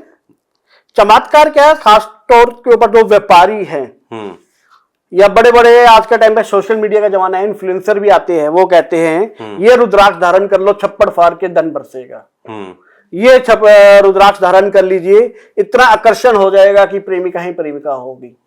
ऐसा कुछ नहीं होता है। रुद्राक्ष सिर्फ और सिर्फ आपके दिमाग को ट्यून करता है। एग्जाम्पल देता हूं, एक 7 मुखी रुद्राक्ष आता है, सस्ता सा रुद्राक्ष है, 500-700 रुपए से शुरू हो जाता है। उसके बारे में शास्त्रों में यह कहा गया है, स्वयं शिव ने कहा है ये कि इस रुद्राक्ष को धारण करने से निर्धन व्यक्ति भी अगर धारण करता है तो उसको धनवान होने से कोई नहीं रोक सकता। बिल्कुल सही बात है, लेकिन भगवान शिव ने सिर्फ इतना बोल दिया। हम उसको इंटरप्रिटेट क्या करते हैं कि ये रुद्राक्ष धारण कर लो, छप्पड़ फाड़ के धन बरसेगा, आपकी रात को छत फटेगी, उसमें से नोटों की बारिश होगी। लोग ये एक्सपेक्ट करते हैं, बिल्कुल भी नहीं। 7 मुखी रुद्राक्ष धारण करने के बाद होगा क्या, आपका दिमाग आए हुए अवसर पहचानना शुरू करेगा। अच्छा, भगवान सबको मौका देते हैं अंबानी बनने का, लेकिन अंबानी कौन बनता है? जो आए हुए मौके को पकड़ लेता है। मुझे भी दुनिया ने काफी मौके दिए, आपको भी दिए होंगे, अंबानी को भी दिए होंगे, एक रिक्शा वाले को भी दिए होंगे, लेकिन रिक्शा वाला एक गरीब रह गया, अंबानी वहां चले गए, मैं बीच में फंसा हुआ हूं। क्यों? क्योंकि हम कुछ मौकों का यूज कर पाए, अंबानी ने सभी मौकों का यूज किया, एक रिक्शा वाला बेचारा गरीब मौकों को नहीं पकड़ पाया। रुद्राक्ष सिर्फ आपको मौकों को पहचानने की शक्ति जो है उसको बढ़ाएगा और आपके दिमाग को उस हिसाब से ग्रूम करेगा या ट्यून करेगा कि आप पैसा कमाने की तरफ ध्यान दो, ना कि अपने आप धन बरसेगा। अभी आपने कहा कि लोग ना चमत्कार मानते हैं बिल्कुल रुद्राक्ष को। मैंने ना काफी ऐसी वीडियो देखी इंस्टाग्राम पे जहां ना रुद्राक्ष घूमता है। ठीक है, आपके सामने भी आई होंगी। बिल्कुल आती है। वो क्या चमत्कार है? वो हाथों की कला है। आप घुमा दोगे? नहीं घुमा पाऊंगा। अच्छा, कलाकार नहीं हो आप? क्योंकि मेरे पास वो कला नहीं है। मैं ठग नहीं हूं या कोई नाटककार नहीं हूं जो ये कला दिखाऊंगा। तो कैसे, क्या मतलब क्या करते हैं वो? कुछ तो मतलब आइडिया होगा आपको कि? देखिए, वो कंप्लीटली साइंस है। आप किसी भी गोल चीज को धातु के जो बराबर टुकड़ों में हल्का सा पुश करेंगे ना, यानी ये कांच का बंटा होता है जिससे हम बचपन में बंटे खेले होंगे, उसको भी अगर रखोगे हल्का सा पुश करोगे वो घूमेगा। वो ही रुद्राक्ष घूमता है। ये कोई वो नहीं है, पावर नहीं है? वो उसको परखने की पावर नहीं है। कहते हैं कि अगर ये घूम गया तो असली है। ऐसा कुछ नहीं है। आप एक और आती है उसमें कि जो असली रुद्राक्ष है लकड़ी है, बेसिकली वो डूब जाएगी, नकली तैरना शुरू हो जाएगा। ऐसा भी कुछ नहीं है। सब तैरेगा? नहीं, तैरना या डूबना सिर्फ वो फर्क आएगा। जो पका हुआ रुद्राक्ष होगा वो डूब जाएगा, जो कच्चा रुद्राक्ष होगा वो तैरेगा। कोई भी चीज डूबती या तैरती तब है जब उसका जो वाटर फ्लो है डेंसिटी का, वो एक साइंस है, वो फॉलो होती है। डूबने से या तैरने से रुद्राक्ष का कोई लेना देना नहीं है, असली या नकली का। ठीक है। अब मार्केट में ना एक चीज चल रही है, फेक रुद्राक्ष का सबसे बड़ा स्कैम चल रहा है। बिल्कुल। तो ये थोड़ा सा बताओ कि लोग अगर रुद्राक्ष ले तो कैसे पहचानने कि ये असली है, ये नकली है, कैसे? देखिए, जो कॉपी बनती है वो हमेशा महंगी चीजों की बनती है। रुद्राक्ष 5 रुपए का भी आता है, 1 करोड़ रुपए का भी आता है। जनरली 4 मुखी, 5 मुखी, 6 मुखी, ये बहुत सस्ते रुद्राक्ष होते हैं। होलसेल में अगर आप इसको परचेज करोगे तो 5 रुपए का भी मिल जाएगा, नेपाली की बात कर रहा हूं मैं। तो इनकी कॉपी बनाना इतना फायदे का सौदा नहीं होता है, तो इसलिए इनका कॉपी नहीं बनती है। सिर्फ हाँ, ये हो सकता है कि क्वालिटी अच्छी या लो क्वालिटी मिल सकती है, लेकिन होगी ओरिजिनल। तो इनको तो आप लगभग आंख बंद करके कहीं से भी ले लो। 4 मुखी, 5 मुखी, 6 मुखी, ये दाने आपको असली ही मिलेंगे। अब आते हैं 1 मुखी से शुरू करते हैं। 1 मुखी रुद्राक्ष नेपाली भूल जाओ, बहुत सारा फ्रॉड है उसके अंदर। आजकल गोल दाना चाहते हैं, वो क्या करते हैं, जो व्यापारी कच्चा दाना तोड़ लेंगे। कच्चा दाना होगा मतलब यानी फल अभी पका नहीं, उसके मुख पूरे डेवलप नहीं हुए, तो उसपे एक ही लाइन बनी, उसको कच्चा तोड़ लिया, उसको दिखाने के लिए देखो ये 1 मुखी है रुद्राक्ष, जबकि वो एक्चुअल में 5-6 मुखी दाना होना था। इसको कच्चा तोड़ लिया है, एक ही लाइन बनी है, वो आपको दे देंगे, उसको 1-1 लाख रुपया दे देंगे, जबकि वो 1 मुखी रुद्राक्ष नहीं है। 2 मुखी के अंदर भी बहुत सारे फ्रॉड्स होते हैं। 2 मुखी नेपाली जो दाना है वो महंगा आता है, 25-30 हजार रुपए का। साउथ इंडियन जो गुटली वाली आती है वो 50 रुपए का आता है, तो उसको देके बेचते हैं, वो उसका कोई फायदा नहीं आएगा। 2 मुखी नेपाली महंगा है, अगर समर्थ है तो लीजिए, नहीं तो कोशिश कीजिए अवॉइड। सस्ता दाना क्या। हाँ, इंडोनेशिया में भी 2 मुखी आते हैं, उनकी पावर जरूर कम होती है, लेकिन असली रुद्राक्ष मिल जाएंगे आपको। इंडोनेशिया के जो रुद्राक्ष होते हैं उसकी जो कॉस्टिंग होती है वो नेपाली के लगभग आप ये कह सकते हो 1/10 होती है। यानी अगर नेपाली 100 रुपए का रुद्राक्ष है उस क्वालिटी का, तो 10 रुपए में आपको इंडोनेशिया मिल जाता है। तो एक चीज और बताओ, जो आर्टिफिशियल मॉडिफिकेशन डिटेक्ट कैसे करे कि ये नकली है, ये असली है, चाहे वो हाई कॉस्ट का है? बिल्कुल सही बात करी। तो उनके कैसे मतलब कंपेयर करें? देखिए, अगर आपको एक्सपीरियंस हो गया है थोड़ा सा, लाइक मैं अपनी बात करूं, इस समय मैं आंख बंद करके रुद्राक्ष के बारे में बता सकता हूं, क्योंकि हर रुद्राक्ष एक एनर्जी होती है। आप उसको हाथ में पकड़ेंगे ना, आपको अंदर से फीलिंग आनी शुरू हो जाती है। अब हो सकता है कि जिसको नहीं पता, खासकर महंगे रुद्राक्ष के लिए, उसके लिए मैं रेकमेंड करूंगा उसका एक्सरे करवाया जाए। जो डेंटिस्ट वाले एक्सरे होते हैं, जो दांतों वाले, उसका जब आप एक्सरे करवाएंगे तो पता लग जाएगा आपको कि रुद्राक्ष अगर ये जैसे बाहर से मुख है ना, अगर ये 5 मुखी है तो उसके अंदर भी 5 लाइनें कंपार्टमेंट्स बने होते हैं। 10 मुखी है तो 10 लाइनें बाहर है, 10 लाइनें अंदर भी होंगी, 10 कंपार्टमेंट्स। तो एक्सरे में पता लग जाएगा। उनमें शायद बीज भी होते हैं। बिल्कुल, हर कंपार्टमेंट के अंदर एक बीज भी होता है। तो आप जब एक्सरे करवाएंगे तो आपको पता लग जाएगा कि ये बाहर से तो हो रहा है, जो नकली रुद्राक्ष होगा वो क्या करते हैं, या तो आटे का या मिट्टी का होगा, केमिकल का होगा, या 5 मुखी रुद्राक्ष पे एक्स्ट्रा ब्लेड से लाइनें लगा के 10 मुखी 11 मुखी महंगा वाला रुद्राक्ष बनाया होगा। अगर आप उसको भी हेरा फेरी करके बनाएंगे, ऊपर से तो कर सकते हैं, अंदर से नहीं कर पाएंगे ना, तो एक्सरे में पता लग जाएगा। और एक चीज और भी जाते, वो रुद्राक्ष आपस में चिपके रहते हैं, वो गौरीशंकर रुद्राक्ष होता है, वो रिलेशनशिप के लिए बहुत अच्छा होता है। 3 रुद्राक्ष आपस में चिपके रहते हैं, वो त्रिजुटी, वो एक रेयर रुद्राक्ष आ जाता है, उसकी कीमत कई लाखों रुपए में पहुंचती है। वो भी बहुत बड़ा मार्केट स्कैम चल रहा है उसका। देखिए, त्रिजुटी आपको अगर आप वेबसाइट ऑनलाइन चेक कीजिए, एक सिद्ध माला होती है, उसमें 1 मुखी से लेकर 21 मुखी तक गणेश, गौरीशंकर और त्रिजुटी रुद्राक्ष का कॉम्बिनेशन होता है। नेपाली में उसकी कीमत लगभग 1 करोड़ से 1.5 करोड़ रुपए तक होती है एक माला की। जैसी ये माला है उसी तरीके से वो माला भी आती है। अब लोग इतनी महंगी नहीं ले सकते, सबको पता है, मेरा भी समर्थ नहीं है इतनी माला पहनने का भी। अमेजन पे आप सर्च कीजिए या अलग अलग ई-कॉमर्स में, आपको 20-25 हजार रुपए में सिद्ध माला मिल जाएगी। वो क्या किया होता है, लकड़ी के ऊपर कार्विंग करके नकली रुद्राक्ष बना देते हैं, क्योंकि आपको तो पता नहीं है ना रुद्राक्ष, आपका भाव है कि हाँ रुद्राक्ष पहनना है, 1 मुखी पहनना है, 21 मुखी पहनना है, त्रिजुटी पहननी है। आपको उसका पता ही नहीं वैल्यू कितनी है। पूरी दुनिया में एक साल के अंदर 21 मुखी दाना 3 या 4 होते हैं। आपको एग्जांपल देता हूं, पिछले साल नेपाल के अंदर सिर्फ 3 21 मुखी रुद्राक्ष पैदा हुए हैं। पूरे साल में सिर्फ 3? हाँ जी। 7 रुद्राक्ष हिंदुस्तान में बिके, सिर्फ हिंदुस्तान में 7 बिके हैं और पैदा 3 हुए। और वर्ल्ड के अंदर कितने बिके हैं? 15 से 20 के बीच में। ये स्कैम चल रहा है। आप सोच लो 21 मुखी की जो स्टार्टिंग रेंज है वो 50 लाख रुपए है, और वो 1 करोड़ तक चली जाती है। बिल्कुल। तो 3 पैदा हुए, बिके कितने? 15-20। तो कैसे आए? वही फेक बने। फेक बने या क्या किया गया? 20 मुखी को 21 मुखी बनाया गया। 20 मुखी जो आपको 10 लाख रुपए का मिल जाएगा, 21 मुखी आपका 50 लाख रुपए का है। एक ही लाइन तो लगानी है। ठीक है। अब मेरा ना एक चीज है आपसे, मतलब थोड़ा सा रुद्राक्ष के बारे में कंटिन्यू करूंगा मैं, लेकिन उससे पहले एक चीज पूछता हूं।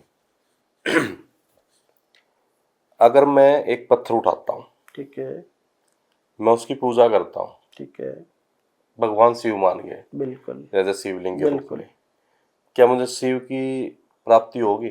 बिल्कुल होगी। बिल्कुल होगी। अब मन नहीं पता वो पत्थर नाली का है, कहीं का भी। हाँ ठीक है, समझ गया आपकी बात। मन नहीं पता वो कहाँ का है। बिल्कुल। उसी प्रकार मैंने एक रुद्राक्ष ले लिया, उसे फेक था। बिल्कुल ठीक है। क्या मैं उसने शिव मान गए, शिव के आंसू मान गए, उसकी पूजा सारे जो करने चाहिए मैंने करे, ठीक है, मैं सब काम कर रहा, क्या शिव मेरे तक खुश होंगे? बिल्कुल होंगे। हैं? बिल्कुल होंगे। तो फिर फेक तो कुछ है ही नहीं। देखिए आपकी जो बात बोली ना, नुकसान तो उनका है जिनने महंगे बेच दिया, हमने तो अपनी आस्था तक खरीदे और 2 कुमार का पूजा चालू कर दी। बिल्कुल सही बात बोली। देखिए भगवान की अगर हम बात करें, वो भाव का मुख है, मानते हो? अब आ जाती है बात रुद्राक्ष के बारे में, फेक की या असली की। आप इतना भाव लेके आ पाओगे, डिपेंड ये करती है, क्योंकि इसका मैं बोल रहा हूं धर्म से सिर्फ है, लेकिन ये साइंस है। आपने धर्म एक अलग रख दो, कोई दिक्कत नहीं है। मैं कैसे कहूं, मैं मुसलमान हूं, चलो एक मुसलमान भी रुद्राक्ष पहनेगा, उसको फायदा तो वही मिलेगा ना। आपने बोला भाव की बात, शिव पुराण में कथा आती है, एक बार एक चंडाल मरता है, जब मर गया तो उसकी आत्मा भी निकलेगी, आत्मा को लेने के लिए यमदूत आ गए, इतने में शिवदूत भी आ जाते हैं। शिवदूत कहते हैं हम लेके जाएंगे, यमदूत कहते हैं हम लेके जाएंगे, दोनों में आपस में लड़ाई हो गई। अच्छा। अब शिवदूत ऑब्वियस बात है, जिसपे शिव का हाथ हो उसको कौन मार सकता है? शिवदूतों ने यमदूतों को मार के भगा दिया और उसकी आत्मा को अपने साथ शिवलोक ले गए। चंडाल को, चंडाल की आत्मा को, जो कि हिंदू धर्म में या सनातन में सबसे नीची योनि का माना जाता है। ये बात यमराज तक पहुंची। यमराज परेशान, भाई ऐसा क्या हो गया? उन्होंने चंद्रगुप्त को कहा कि इसके खाता चेक करो, कोई अच्छा काम तो नहीं किया जो शिवलोक से शिवदूत आए हैं। चंद्रगुप्त भी चेक करे इसका सारे खाते, कहते नहीं भाई ऐसा कुछ नहीं है, तो चंडाल था, कोई अच्छा काम नहीं किया। यमराज परेशान, भोले बाबा पास पहुंचे, बाबा बाबा आपके ना शिवलोक से कुछ शिवदूत आए और मेरा हक था, उसको लेके चले गए। तो ये चंडाल था, कोई अच्छा काम नहीं किया। महादेव बोले तू बिल्कुल सही कह रहा है, एक चंडाल था, कोई अच्छा काम नहीं किया, लेकिन मरते समय जिस भूमि पर ये गिरा वहां पर एक रुद्राक्ष पड़ा था, तो मृत्यु के समय इसकी देह के साथ रुद्राक्ष का संपर्क आने के कारण अब ये शिवलोक का अधिकारी है।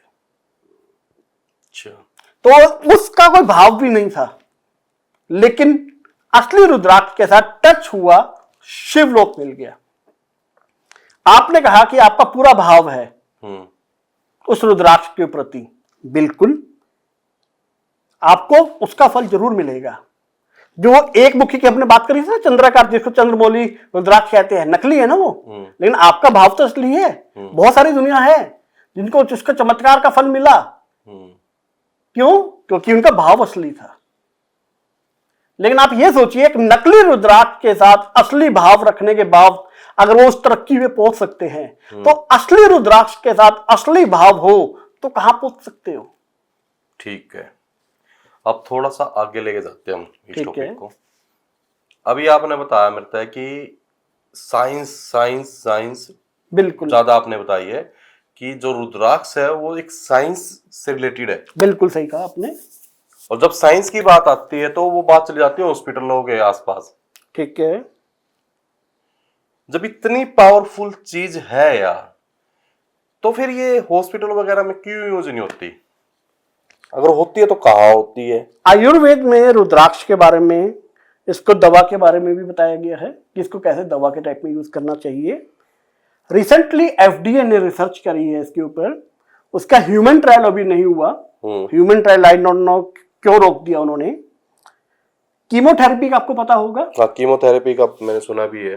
कीमोथेरेपी के ऊपर उन्होंने एक्सपेरिमेंट किया चूहों के ऊपर, कि चूहों को आयुर्वेद में वर्णित कॉम्बिनेशंस का चूरन दिया गया, रुद्राक्ष का चूरन पीस कर, साथ में रुद्राक्ष उनके पास रखे भी गए और उनके ऊपर कीमोथेरेपी की गई। 70% रेडिएशन के नेगेटिव इफेक्ट्स कम हुए चूहों के ऊपर। ह्यूमन ट्रायल उन्होंने नहीं किया अभी, आई डोंट नो क्यों नहीं किया, जबकि जो एक स्टैंडर्ड होना चाहिए कि अगर 70% रिडक्शन आ रहा है नेगेटिव चीजों में तो आपको ह्यूमन ट्रायल भी करना चाहिए। डेविड ली ने जो 1970s में स्टडी करी थी उसको आगे रोक क्यों दिया? क्योंकि उनकी जो वेस्टर्न साइंस है उसकी दुकानदारी बंद हो जाती, इसलिए उन्होंने भी नहीं किया। लेकिन दूसरी बात, हाँ चलो बोलो। ये जो हमारा आयुर्वेद है, ये हमारे है, ये प्रिवेंटिव मेडिसिन है, यानी कि बीमारी आने से पहले। जो अंधविश्वास में झाड़ फूक टूना टाटका वगैरह पे लगे रहते हैं, उनसे मैं कहूंगा मूर्खो, इन चीजों पे मत पड़ो। लक्ष्मण जी को शक्ति लगी थी तो हनुमान जी से बड़ा कोई तांत्रिक नहीं है। हनुमान जी भी जड़ी बूटी लेने गए थे जो कि मेडिसिन है, नहीं तो अगर वो भी तांत्रिक विद्या से करना चाहते तो लक्ष्मण जी को ठीक कर सकते थे। ये प्रिवेंटिव मेडिसिन होती है, ना कि आपकी बीमारी से बचाने के लिए, यानी बीमारी उत्पन्न होने से पहले बचाएगी आपको। आपने एक चीज कही थी कि जो सबसे बढ़िया रुद्राक्ष है वो नेपाल में होता है, 2-3 21 मुखी रुद्राक्ष निकलते हैं, और सेकंड जो रुद्राक्ष है वो आता है इंडोनेशिया से, थर्ड जो रुद्राक्ष है वो आता है भारत में। होता ही नहीं ना रुद्राक्ष ही नहीं। वो थर्ड जो रुद्राक्ष आपने बोला था बर्मा से। नहीं, बर्मा और इंडोनेशिया एक ही है। इंडोनेशिया बर्मा एक ही है, ठीक है। आपने रुद्राक्ष और इंद्राक्ष का बताया था, क्योंकि जो इंडोनेशिया से आ रहा है वो इंद्राक्ष कह देते हैं। हाँ, एक मद्राक्ष है सर। बात बद्राक्ष की जो हम बात करें ना, बद्राक्ष नहीं मद्राक्ष सर, वही वो बात करें। इन जो वर्ड्स का रुद्राक्ष के अलावा बद्राक्ष, बद्राक्ष, इंद्राक्ष, इनका शास्त्रों में कोई वर्णन है ही नहीं। ये जबरदस्ती बनाए गए हैं। ये मार्केटिंग टैक्टिक्स कह लो कि मेरा माल सबसे बढ़िया है, उसको बेचने के लिए। ये तो होता ही नहीं है। 14 मुखी और 21 मुखी में मेजर डिफरेंस क्या है? देखिए, जो 14 मुखी रुद्राक्ष है, ये मैंने माथे में भी पहना हुआ, आप देख रहे होंगे। ये 14 मुखी है। हाँ, इसको देवमणि भी बोला जाता है। ये आपकी इंट्यूशन या सिक्स सेंस को बहुत तेज करता है। आज के टाइम पर डिसीजन मेकिंग टाइम के ऊपर बहुत जरूरी है। एक कामयाब आदमी और नाकामयाब आदमी के बीच में यही फर्क होता है। जो सही वक्त के ऊपर सही डिसीजन ले पाया वो कामयाब हो जाता है। 14 मुखी रुद्राक्ष शास्त्रों के हिसाब से शिव और हनुमान जी की कॉम्बाइंड एनर्जी का फॉर्म है। ये एक ऐसा इकलौता रुद्राक्ष है जिसकी जब पूजा की जाती है तो उसको शिवलिंग के ऊपर रखा जाता है। 14 मुखी रुद्राक्ष, बिल्कुल। और क्या है इस 14 मुखी रुद्राक्ष? बेसिकली तो आपके डर दूर करता है, क्योंकि बजरंगबली के साथ कनेक्ट है। बिल्कुल। साथ ही साथ आपकी इंट्यूशन पावर, सिक्स सेंस जो कहते हैं, उसको बहुत स्ट्रॉन्ग करता है। 21 मुखी जो रुद्राक्ष है उसको कुबेर का स्वरूप माना जाता है। 21 मुखी रुद्राक्ष के बारे में यह कहा जाता है कि जिस घर में 21 मुखी रुद्राक्ष होगा उसमें कभी धन की कमी नहीं हो सकती। जहां पे कुबेर स्वयं बैठे होंगे धन की कमी नहीं होगी। और आज के टाइम पे तो मैं यही कहूंगा कि जो कुबेर मुखी ऑलरेडी होगा, जिसके पास कुबेर ऑलरेडी होंगे, वही 21 मुखी रुद्राक्ष खरीद सकता है। क्योंकि 50 लाख 1 करोड़ रुपए का रुद्राक्ष है तो वही खरीद सकता है। अब मेरा अगला क्वेश्चन ये है कि आपने कहा कि हर इंसान के हिसाब से एक रुद्राक्ष बना हुआ है। नहीं, या रुद्राक्ष के हिसाब से रिंग इंसान बना हुआ है? बिल्कुल नहीं। नहीं, आपने बोला था ना कि आप अगर रुद्राक्ष को खरीदना चाहोगे, जब तक रुद्राक्ष की इच्छा नहीं है आप तक आ नहीं हाँ पाएगा। बिल्कुल, ये सही है। तो फिर मैंने यही तो बोला ना नहीं, हर इंसान के लिए रुद्राक्ष नहीं है। जब तक शिव का आदेश नहीं होगा आप रुद्राक्ष धारण नहीं कर सकते। तो वही मैंने बोला, रुद्राक्ष के हिसाब से हर एक इंसान बना हुआ है कि ये रुद्राक्ष किसके पास जाएगा। हाँ, ये कह सकते हैं आप, है ना? बिल्कुल। तो मेरे को ये बताओ अब कि गलत रुद्राक्ष अगर मैंने पहन लिया, नहीं पहन पाएंगे। आप जो पूछना चाह रहे हैं इसके साइड इफेक्ट्स, यही कहना चाह रहे हैं? हाँ, मतलब कि मान लो कि मेरे को चाहिए था, क्या नाम है, धन वाला, और मैंने पहन लिया वो क्या नाम है, बीमारियों से दूर वाला, वो तो गए कैसे? बिल्कुल ठीक है। ठीक है, तो कुछ इफेक्ट हो जाएगा मेरे?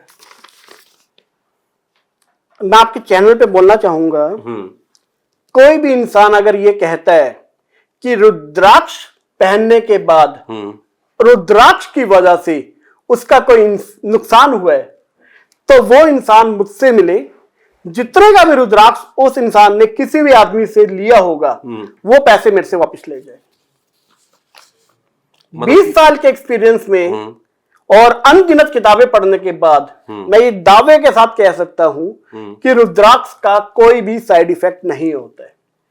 ठीक है, अगर मैं रुद्राक्ष पे बिलीव ही नहीं करता, क्या वो अगर मैंने पहन लिया क्या फिर भी मेरे पे काम करेगा? बिल्कुल। मैंने आपको चंडाल वाली कहानी सुनाई थी ना, चंडाल को तो कोई मतलब ही नहीं है धर्म से।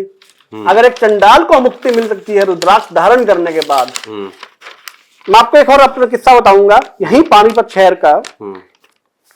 एक मेरा साथी है मेरा, लगभग हर रोज शराब पीता था। उस शराब की वजह से उसका स्वास्थ्य भी खराब हो रहा था और सामाजिक प्रतिष्ठा भी खराब हो रही थी। उसको रुद्राक्ष का कॉम्बिनेशन दिया। आज लगभग 7 महीने हुए होंगे उस आदमी को रुद्राक्ष के कॉम्बिनेशन पहनने के बाद। जो इंसान लगभग हर रोज शराब पीता था वो महीने में 2 दिन में आ गया। अब तो नहीं रहा ना उसका? ना पैसा तो है उसके पास, पैसा तो बहुत है, लेकिन उसकी इच्छा ही नहीं होती है रुद्राक्ष धारण करने के बाद। अच्छा। एक मेजर आर्मी के इंसान हैं, मैं नाम नहीं ले सकता उनका, गढ़वाल के अंदर पोस्टिंग है जहां पे टेम्परेचर माइनस में रहता है, घुटने तक बर्फ रहती है कम से कम। वहां पे सर्वाइवल के लिए कहा जाता है कि शराब पीनी ही पड़ेगी। उन्होंने रुद्राक्ष धारण किया और अब वो खुद कहते हैं कि मैं शराब नहीं पीता हूं और अभी भी सर्वाइव करते हैं, वहीं पे नौकरी है। ठीक है, रुद्राक्ष स्टोन है, फ्रूट है, क्रिस्टल है, क्या है?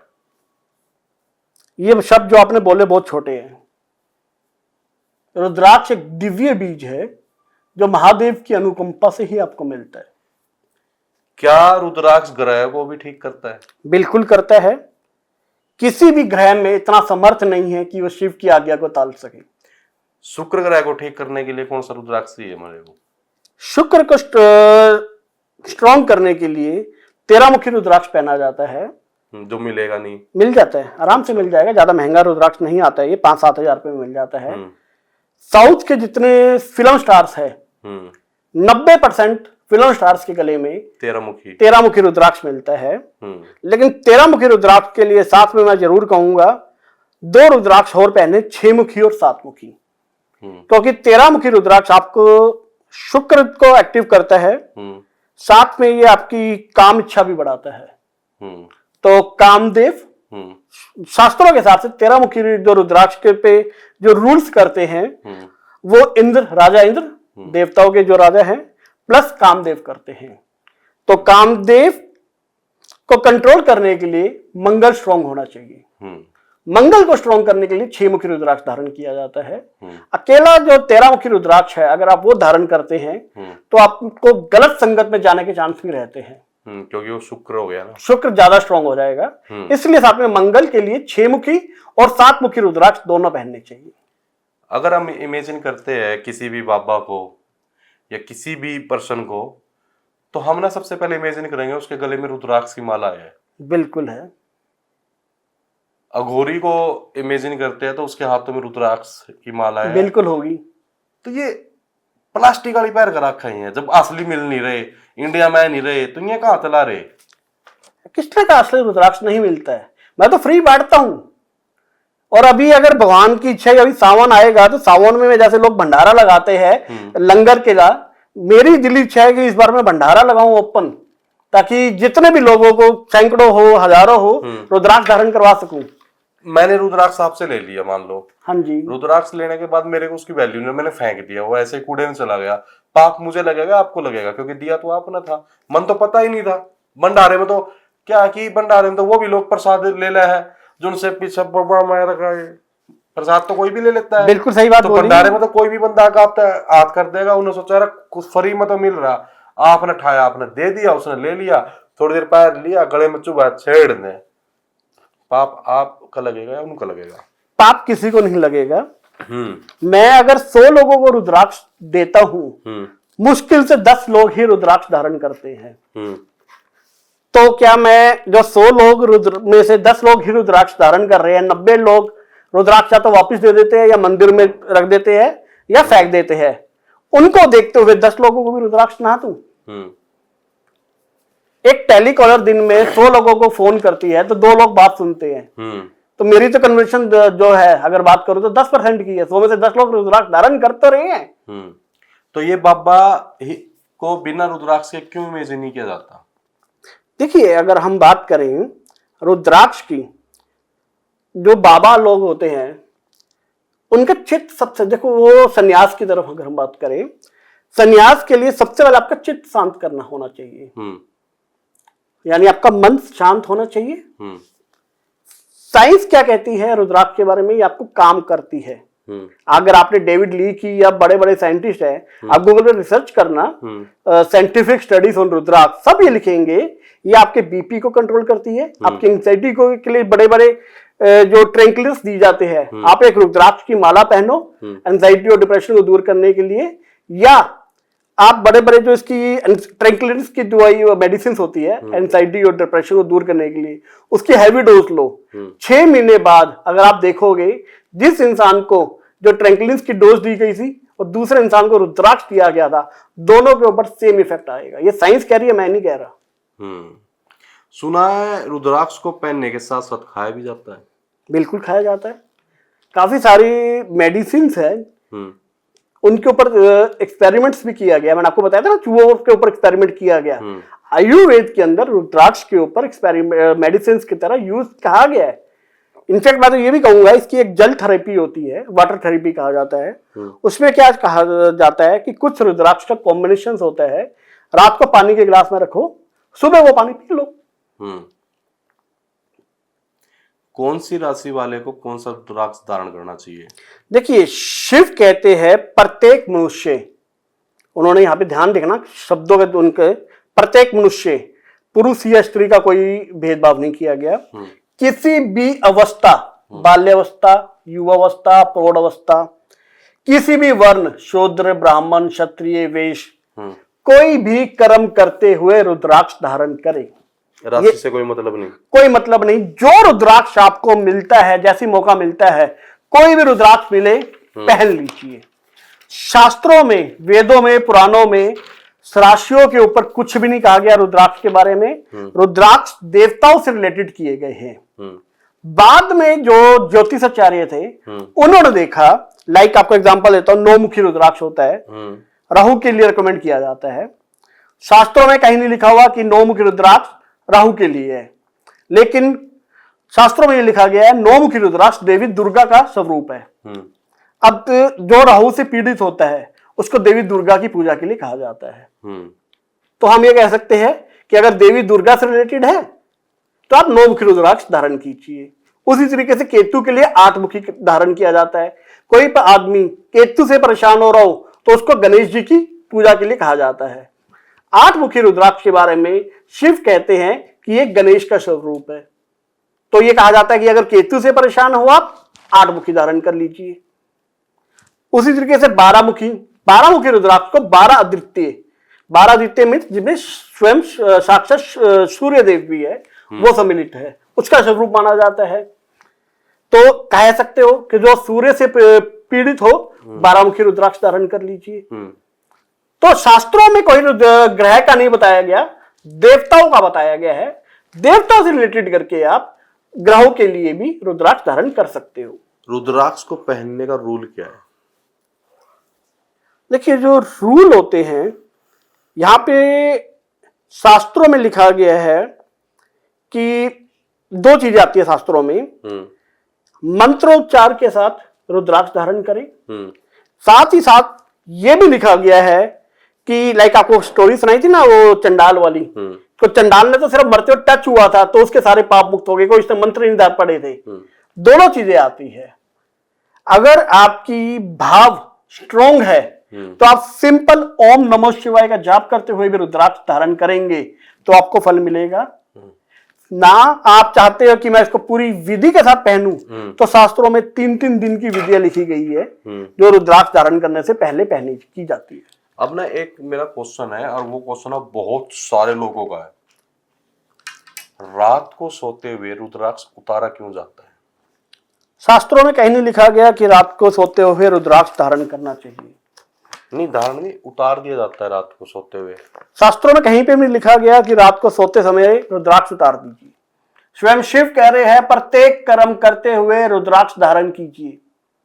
लेकिन रात को तो हर मतलब मोस्टली वीडियो जो सामने आते हैं उसमें एक ही चीज बोल दिया जाता है कि रात को सोते हुए रुद्राक्ष नहीं पहनना चाहिए, क्योंकि रात को, क्योंकि आपने बोला था कि रुद्राक्ष एक ऐसी चीज है जो नेगेटिव और पॉजिटिव दोनों चीज अपने अंदर समा के रखती है। बिल्कुल। और रात को जो नेगेटिव एनर्जी इतनी पावरफुल हो जाती है, क्योंकि और रात है ही उन्हीं की नहीं अगर ऐसा होता तो रात्रि जागरण क्यों किया जाता है?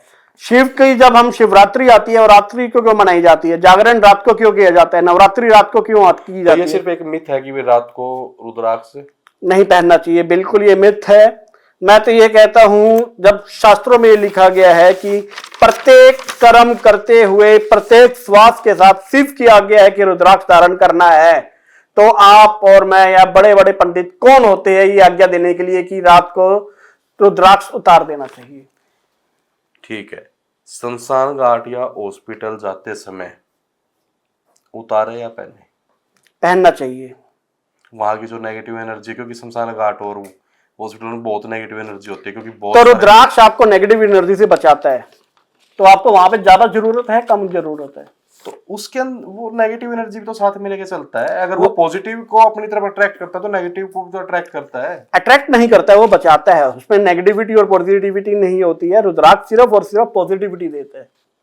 आपने बोला था ना भी दोनों चीजें एक उसके अंदर होती है। बाइपोलर बोला था मैंने, ठीक है ना, ये जरूर बोला, लेकिन ये नहीं बोला कि उसमें नेगेटिविटी होती है। आपकी नेगेटिविटी को अट्रैक्ट कर लेता है, अब्सॉर्ब कर लेता है और उसको रिलीज कर देता है, आपकी बॉडी में नहीं जाने देता है। कितने समय के बाद हमें रुद्राक्ष चेंज करना चाहिए? कभी भी नहीं। एक रुद्राक्ष पीढ़ियों तक चल सकता है। लेकिन कहते हैं कि एक टाइम के बाद रुद्राक्ष चेंज कर देना चाहिए। बिल्कुल भी नहीं सर, क्योंकि वो जिस काम के लिए आपने धारण किया था उसकी एनर्जी, क्योंकि कहते हैं उसके अंदर जो आपने बोला, एज अ साइंस बोल रहा हूँ मैं, उसके अंदर इलेक्ट्रिक मैग्नेटिक होती है और एक टाइम तक एनर्जी कभी भी, ठीक है, कहते हैं खत्म होती है, कन्वर्ट हो जाती है। तो वो जो उसकी एनर्जी थी, जैसे हमने बैटरी लगाई फोन में, उसने अपना काम किया, अब हम या तो बैटरी चेंज करनी पड़ेगी या चार्ज करनी पड़ेगी। अब जो इलेक्ट्रिक मैग्नेट था उसके अंदर, जो पावर थी रुद्राक्ष की, वो हमारी बॉडी से टच हो गया, हमारी बॉडी ने उसको ले लिया है। ठीक है, तो साइंस बोलती है। मैं जो जब डॉक्टर डेविड डब्ल्यू ली को पढ़ रहा था या मैं उसके बारे में रिसर्च कर रहा था, तो मेरे सामने ना काफी चीजें आ रही थी जिनको मैं देख के थोड़ा शौक होता, मैं ऐसा भी होता चेंज करना कैसे। तो फिर मुझे ये था कि मैं इनको नोट कर लेता हूँ, जब आप आओगे तो मैं आपसे पूछूंगा क्या क्या पता वहां गलत लिख रखा हो या गलत चीजें हो वहां पे। ठीक है, हाँ, तो एक बार ये आपने एग्जांपल आपने ही दिया, मैं उसी एग्जांपल को कंटिन्यू करता हूँ। बैटरी का, पहले जब हम छोटे थे उस समय एल्कलाइन बैटरीज आती थी, ड्यूरासेल वाली। एक नॉर्मल बैटरीज आती थी, वो 5 रुपए की आती थी सेल। एल्कलाइन बैटरी 20 रुपए की आती थी। अब आज के टाइम पे लियोन बैटरीज आ गई है। अब एक रिसर्च चल रही है जिसमें हाइड्रोजन के ऊपर बैटरीज आएगी, और साथ ही एक रिसर्च चल रही है जिसके ऊपर न्यूक्लियर बैटरीज आ रही है, जो एक ही बैटरी 200-300 साल तक चलेगी। ठीक है, यानी आप ये मानते हैं कि पहले जो बैटरी की वैल्यू होती थी या लाइफ होती थी 1 साल तक होती थी, अब साइंस कह रही है हम 200-300 साल तक पीछे बैटरीज की लाइफ लेके आएंगे। उसी तरीके से ये जो रुद्राक्ष होता है, मैंने 1,000 साल पुराने रुद्राक्ष देखे हैं जो आज भी एनर्जी रिलीज कर रहे हैं। मेरी ये जो माला आपको एक दिख रही है, मैं आपको और दिखाता हूं।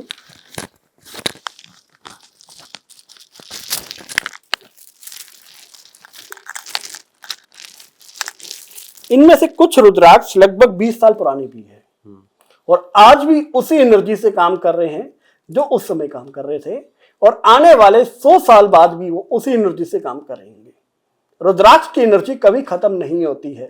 तो जो जिन्होंने वो चीज लिखी वो गलत लिख रखी उन्होंने, या देखिए उन्होंने भी कुछ साइंस के हिसाब से लिखा होगा। देखिए साइंस जो है, मॉडर्न साइंस की अगर मैं बात करूं, वो एक लेवल तक देख सकती है। हमारा जो सनातन विज्ञान है वो वहां तक देख पा रहा है जहां तक मॉडर्न साइंस नहीं पहुंच पाई है। अगर 10 साल पहले अगर कोई कहता कि एक ऐसी बैटरी बनेगी जो 200-300 साल तक चलेगी तो आप हंसते ना।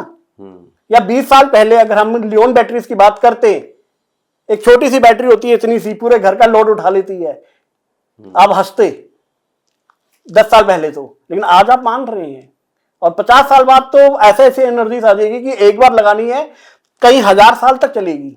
वो ये रुद्राक्ष है, वो भी एक बैटरी का एनर्जी का सोर्स, ये भी एक एनर्जी का सोर्स है। शिवकुंद भाई, मेरा ना आपसे अगला सवाल ये है, अगर मेरे जैसा बंदा जिसको रुद्राक्ष के बारे में कुछ भी नहीं पता, ठीक है, अगर वो स्पिरिचुअल अपनी जर्नी स्टार्ट करता है, आध्यात्मिक की तरफ जाता है, तो उसको कौन से रुद्राक्ष से शुरुआत करनी चाहिए? सबसे बेस्ट क्या उसके लिए? देखिए मैं कहूंगा जिस इंसान को रुद्राक्ष के बारे में कुछ भी नहीं पता वो शुरुआत करे 5 मुखी रुद्राक्ष से। 5 मुखी रुद्राक्ष अगर हम बात करें तो इसको देवताओं के गुरु बृहस्पति को रिप्रेजेंट करते हैं। सबसे पहले कोई भी काम शुरू करने से पहले आपको नॉलेज होनी चाहिए, ज्ञान होना चाहिए उस चीज का। सारा का सारा जो ब्रह्मांड में ज्ञान है वो शिव के पास है। शिव ने आगे बांटा, देवताओं के लिए जितना भी ज्ञान है वो बृहस्पति जी के पास है। तो बृहस्पति को रिप्रेजेंट करते हैं 5 मुखी रुद्राक्ष।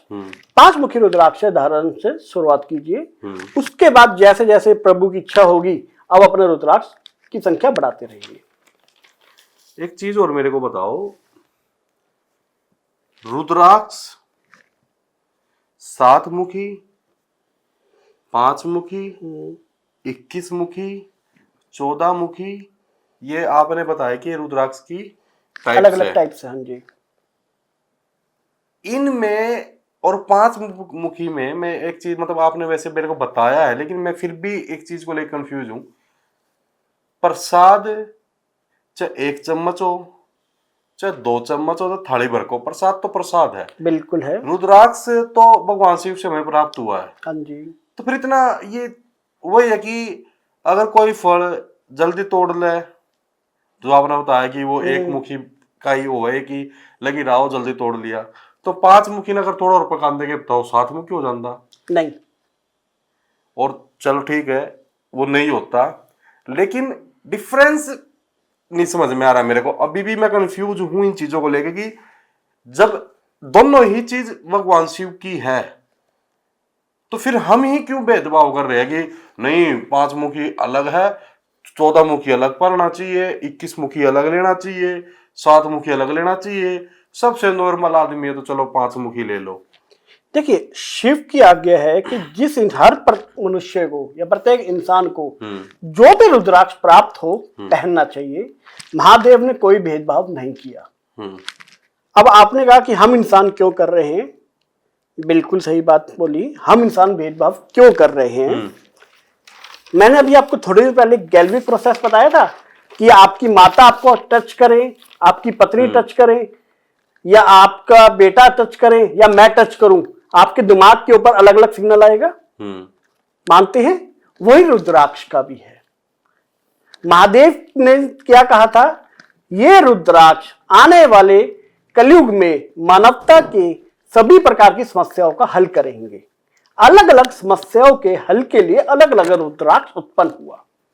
आपकी समस्या अलग हो सकती है, मेरी समस्या अलग हो सकती है, आपके लिए अलग रुद्राक्ष, मेरे लिए अलग रुद्राक्ष, लेकिन ओवरऑल मैं तो ये कहूंगा हर इंसान को जितने भी रुद्राक्ष मिल सके वो पहनने चाहिए। ठीक है, थोड़ा सा मुझे ये बताओ, 5 मुखी रुद्राक्ष और 21 मुखी रुद्राक्ष में फर्क, एनर्जी और कीमत में क्यों अलग है, और सबसे ज्यादा गलती लोग क्या कर देते हैं इन दोनों में? देखिए 5 मुखी रुद्राक्ष जो है 5 रुपए से स्टार्ट हो जाता है, हद मार के मैक्सिमम टू मैक्सिमम वो आपको 2000 रुपए तक का मिल जाएगा। 21 मुखी की जो स्टार्टिंग रेंज है वो 50 लाख रुपए है। महादेव ने कोई फर्क नहीं किया। फर्क रेट में इसलिए आता है डिमांड और सप्लाई के ऊपर। 5 मुखी रुद्राक्ष हर साल दुनिया में लाखों होते हैं। जितना भी रुद्राक्ष पैदा होता है उसमें 90 से 95% 5 मुखी रुद्राक्ष पैदा होता है। 21 मुखी रुद्राक्ष साल में 2 या 3 होते हैं, तो इसलिए उसका रेट ज्यादा हो जाता है। एक एग्जांपल समझिए, आज के टाइम पे अगर आप बुलेट लेने जाते हैं आपको 2 लाख रुपए का मिल जाएगा, लेकिन अगर ये आप लंबरेटर स्कूटर लेने जाते हैं कितने का मिलेगा? वो कम का होगा, महंगा होगा। क्यों? क्योंकि बुलेट आपको हर जगह मिल जाएगी। लंबरेटर पूरे हरियाणा में ढूंढोगे तो कितनी मिलेगी? स्कूटर कह रहे हो? हाँ, लंबरेटर स्कूटर की बात करो, जो पहले आता था ना, बहुत बड़ा सा इंजन होता था। आज के टाइम में कितना मिलेगा? आज तो है ही नहीं वो। हाँ, वो अगर कहीं से मिल भी जाएगा रनिंग कंडीशन में 2-4, वो आपसे 5 लाख रुपए भी मांग सकते हैं। तो 5 मुखी और 21 मुखी में एनर्जी में क्या फर्क है? देखिए 5 मुखी है ज्ञान के लिए, विजडम के लिए, नॉलेज के लिए। 21 मुखी है धन से रिलेटेड, कुबेर। 21 मुखी जो रुद्राक्ष है वो सिर्फ आपके लिए रुद्राक्ष नहीं है, यानी वो पूरी पीढ़ियों के लिए पैदा हुआ है। यानी अगर 21 मुखी रुद्राक्ष मैंने पहना हुआ है तो मैं सिर्फ पैसा नहीं वेल्थ जोड़ूंगा, जो आने वाली पीढ़ियों के लिए भी काफी होगा। सबसे ज्यादा फेक रुद्राक्ष कौन सा मिलता है? 1 मुखी, गौरी शंकर और 14 मुखी से ऊपर के जितने भी रुद्राक्ष है सबसे ज्यादा फेक मिलते हैं। बिल्कुल। अगर आपके पास कोई फेक रुद्राक्ष लेके आया और आपको पता चला कि इससे कई गुना कीमत ले रखी है, ठीक है, तब आप कैसे उनकी हेल्प करते हो? देखिए मैं तो उससे कोशिश यही करता हूं कि अगर वो नकली रुद्राक्ष है, फेक में भी होता है, एक तो होता है नकली, एक होता है कि उसको कम मुखी वाले को ज्यादा मुखी बनाया हुआ। नकली रुद्राक्ष को मैं कह दूंगा कि उतार के फेंक दो, क्योंकि वो रुद्राक्ष नहीं है। क्यों? अगले के भाव आपने तो दूसरा भाव से हो जाता है उसे। दूसरा देखिए ना, भाव भी आता है, फिर एक बात आती है ना आस्था की, कि एक छद्म वेश में संत है जो पूरा पापी है, आप उसकी पूजा करी जा रही है संत की। हरियाणा में भी बहुत सारे संत ऐसे हुए जो बहुत गुरु महाराज थे, हम उनकी पूजा कर रहे थे, लेकिन जैसे ही पता लगा ये तो पापी है, कोर्ट ने उनको सजा दी, आज उनकी कोई पूजा करता है? करते हैं जिनके कितने लोग।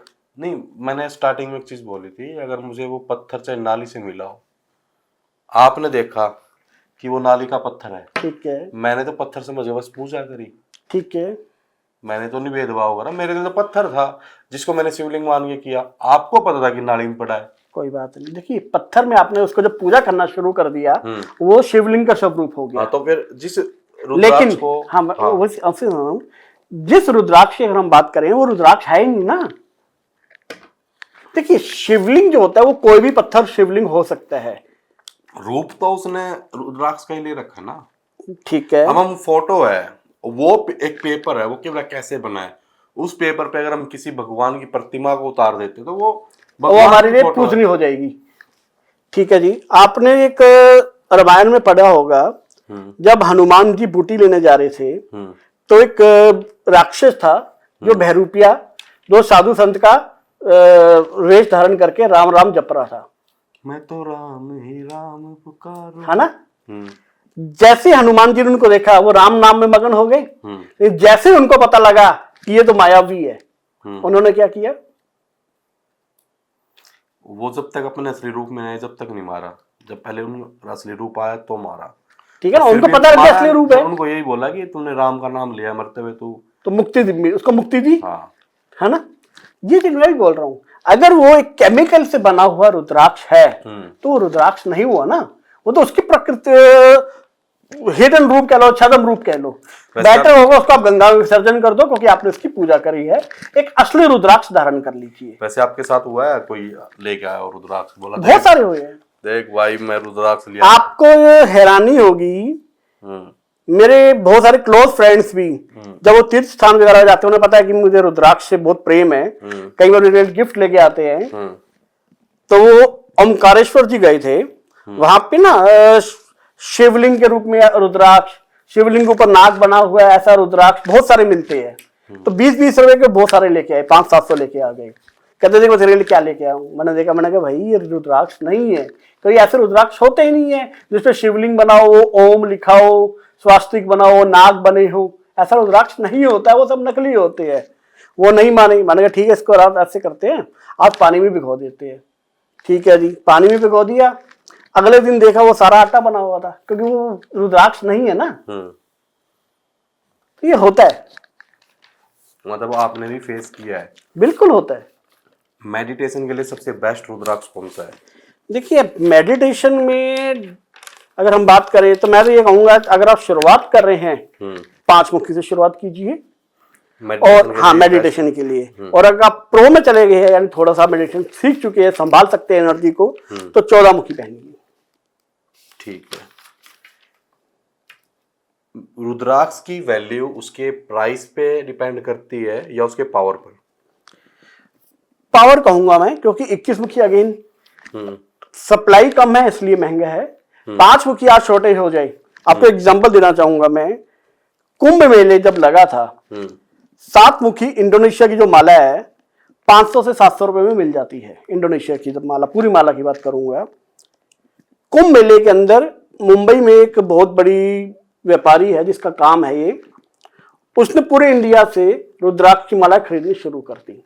इतनी खरीद ली, शॉर्टेज हो गई। उन्होंने अपने एजेंट्स को कहा कि जिस भी रेट के ऊपर 7 मुखी की माला मिल रही है वो खरीद लो। मेरे पास जबकि व्यवसाय नहीं है, लेकिन जिनसे मैं खरीदता हूं कभी कभी गिफ्ट करने के लिए, उनके मुझे फोन आए कि भाई आपने हमसे माला ली थी। मैंने कहा हाँ, आपके पास अगर पड़ी है तो आप हमें दे दीजिए। तो मैंने कहा अभी कितना प्राइस चल रहा है? कहता जी आपने 500 में खरीदी थी, हम 5000 रुपए में आपसे वापस खरीदने को तैयार है। क्यों? Demand and supply. तो इस समय डिमांड इतनी ज्यादा कर दी उन्होंने, सप्लाई तो आ नहीं रही थी कुंभ मेले में।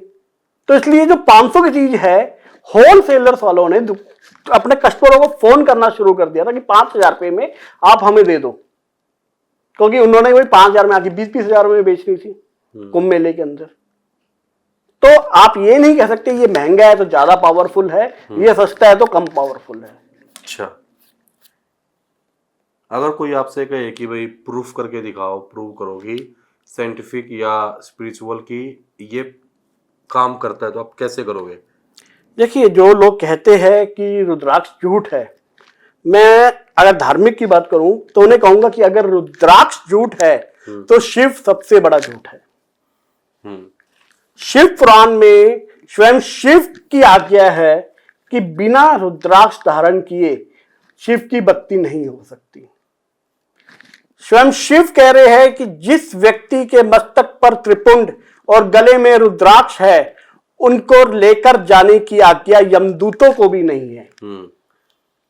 तो अगर आप क्वेश्चन उठाते हैं कि रुद्राक्ष झूठ है तो शिव भी झूठ है।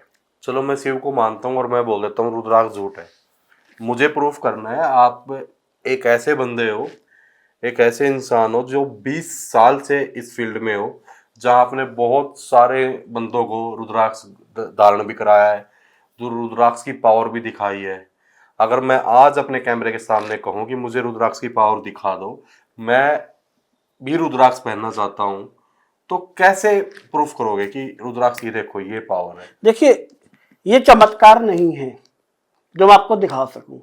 रुद्राक्ष की जो पावर अगर आपने है वो दिखाई नहीं जा सकती, महसूस कराई जा सकती है। तो महसूस करा दो। आप रुद्राक्ष धारण कीजिए, 6 महीने के बाद अगर आपको अपने जीवन में फर्क नहीं दिखा, आपने जितना भी रुद्राक्ष जहां से भी लिया होगा वो रुद्राक्ष आप रखिएगा, आपने जितने भी पैसे उस इंसान को दिए होंगे आप वो पैसे मेरे से ले लीजिएगा। मैं ये आपके चैनल पे दावा करता हूं। आप कहते हो कि रुद्राक्ष धारण करने के बाद मदिरा पान नहीं करनी? मैंने नहीं कहा। छोड़ देता है इंसान? बिल्कुल, आपका मन नहीं करेगा। शारीरिक संबंध बनाना अपने पार्टनर के साथ? बिल्कुल बना सकते हो। क्या मत है? पहने बिल्कुल कर सकते हो। मांस मच्छी अगर आपका मन है तो आप खाइए, लेकिन ये भी मैं दावा करता हूँ धीरे धीरे आपका मन हट जाएगा। अच्छा, रुद्राक्ष हटा देता है। बिल्कुल। उसका कोई रूल नहीं है रुद्राक्ष का कि रुद्राक्ष मना नहीं करेगा। मैं अपना बारे में बताना चाहूंगा। अपने पूरे खानदान का इकलौता आदमी हूं जो मदिरा पान नहीं करता, मांस मछली अंडा इत्यादि नहीं खाता। मैं उस कुल में पैदा हुआ हूं जहां पर कोई दिन कोई त्योहार नहीं देखा जाता था। और आज के टाइम पर मेरे परिवार में कोई भी मांस मछली मदिरा का सेवन नहीं किया जाता। आपके हिसाब से कितना टाइम में रिजल्ट दिखा देता है रुद्राक्ष? देखिए, अगर आप इसको रुद्राक्ष को परखना चाहेंगे तो कभी भी नहीं दिखाएगा, क्योंकि आपकी इतनी क्षमता नहीं है आप रुद्राक्ष को परख सको। रुद्राक्ष हमें परखे तो कितने टाइम में रिजल्ट दिखाएगा?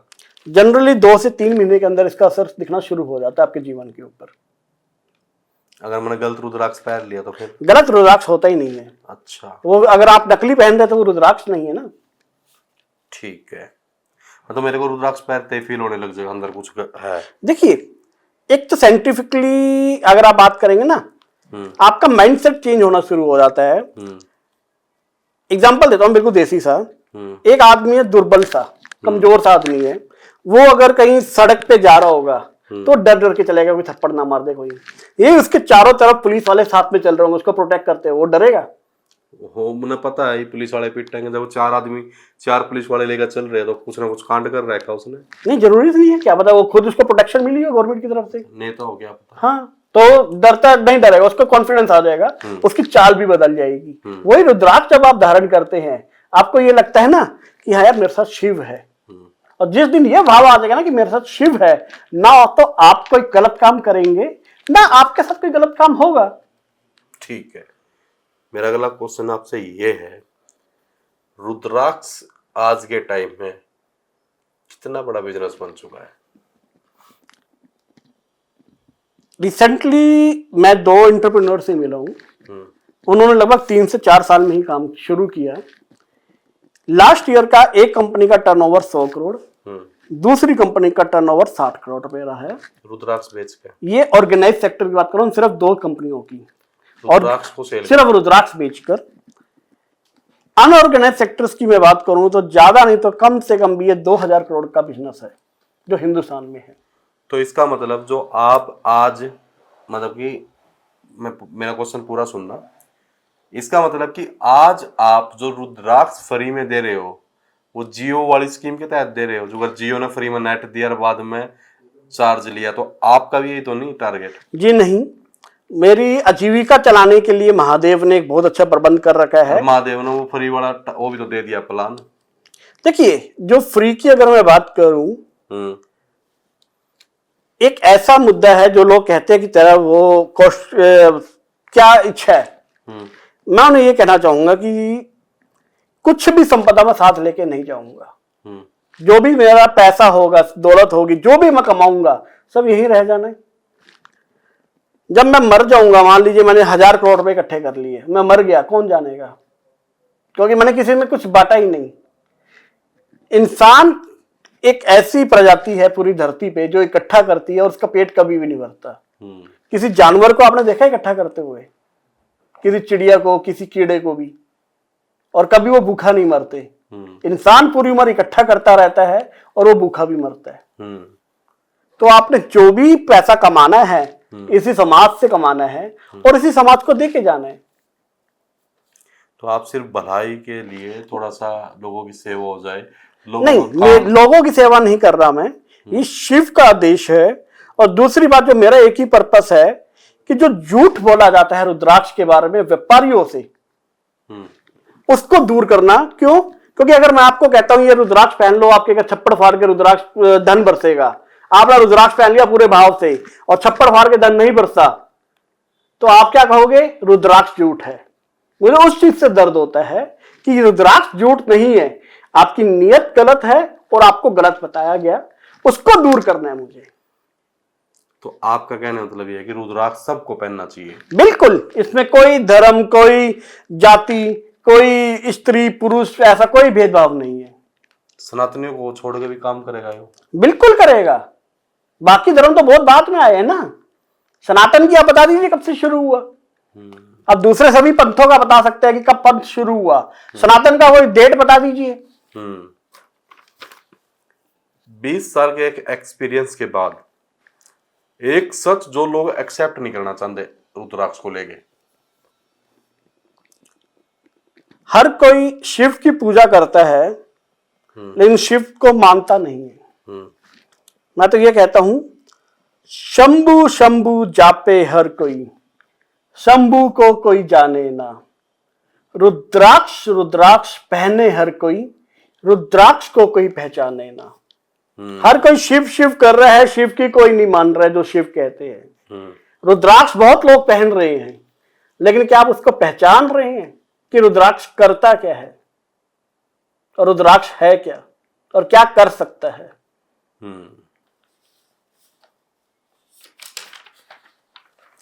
एक एडवाइस जो आप पब्लिक को देना चाहते हो रुद्राक्ष को लेके। मैं सभी दर्शकों से हाथ जोड़कर विनती करूंगा, आप रुद्राक्ष धारण कीजिए, निसंकोच धारण कीजिए। जो नियम होते हैं वो पूजा पाठ के होते हैं, भाव के नहीं। शिव की भक्ति भाव से कीजिए। स्वयं शिव की आज्ञा है, रुद्राक्ष धारण कीजिए। कोई भी मन में शंका मत रखिए। आप पुरुष हो, स्त्री हो, महिला हो, बच्चे हो, बुजुर्ग हो, किसी भी धर्म किसी भी पंथ को मानते हो, रुद्राक्ष धारण कीजिए, आपको शिव की कृपा जरूर मिलेगी। ठीक है जी। एक मेरा क्वेश्चन आपसे ये है, अभी मार्केट में ना एक स्टोन मिलता है, रेड कलर का, ब्लू कलर का, लाइट ब्लू कलर का। बिल्कुल ठीक है, वो भी दावा करते हैं जिंदगी चेंज कर देंगे। बिल्कुल करते हैं। रुद्राक्ष भी दावा करता है जिंदगी चेंज कर देंगे। बिल्कुल सही बात है। अब मेरे जैसा आदमी जिन्हें ना रुद्राक्ष का पता ना उन पत्थरों का पता, ठीक है, और हरिद्वार में तो आजकल वीडियो आ रही है, वो ऐसे रखेंगे, चम्मच से उगेरेंगे, रंग छोड़ देगा, ये आपकी राशि का ले लो, ऐसे करके राशि पत्थर मिलते हैं। बिल्कुल बिल्कुल। देखिए, जो आपने पत्थरों की बात करी, हमारी अनगिनत वेद शास्त्र पुराण अगर आप पढ़ेंगे, वहां पे रत्नों का आपके जीवन के ऊपर क्या फर्क पड़ता है, कोई लिखित प्रमाण नहीं है। रुद्राक्ष का प्रमाण हर जगह है। इनफैक्ट भगवान श्री राम ने भी 16 मुखी रुद्राक्ष पहना था। जब युद्ध में थे, वो रावण और राम जी की लड़ाई हुई थी, उस समय उन्होंने 16 मुखी रुद्राक्ष धारण किया था। ये लिखित प्रमाण है।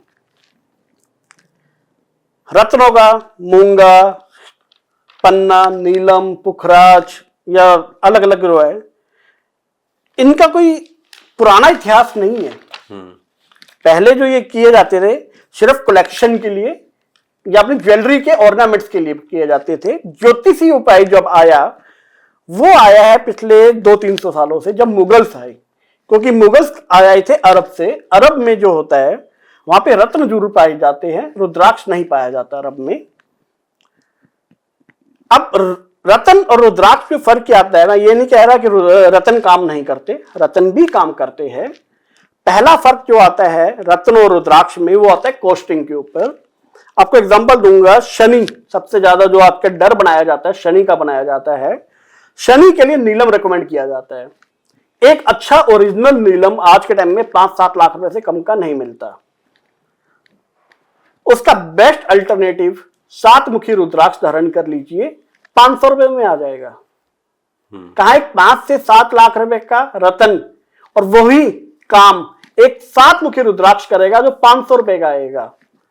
अब आपका समर्थ है नीलम पहनने का, मैं एक गरीब आदमी हूं, मेरे पास इतना समर्थ नहीं है कि मैं 5 लाख रुपए का नीलम पहन सकूं, और मेरी राशि या मेरी कुंडली में शनि मुझे प्रताड़ित कर रहे हैं, तो मैं क्या सिर्फ पैसों की कमी की वजह से प्रताड़ित होता रहूं?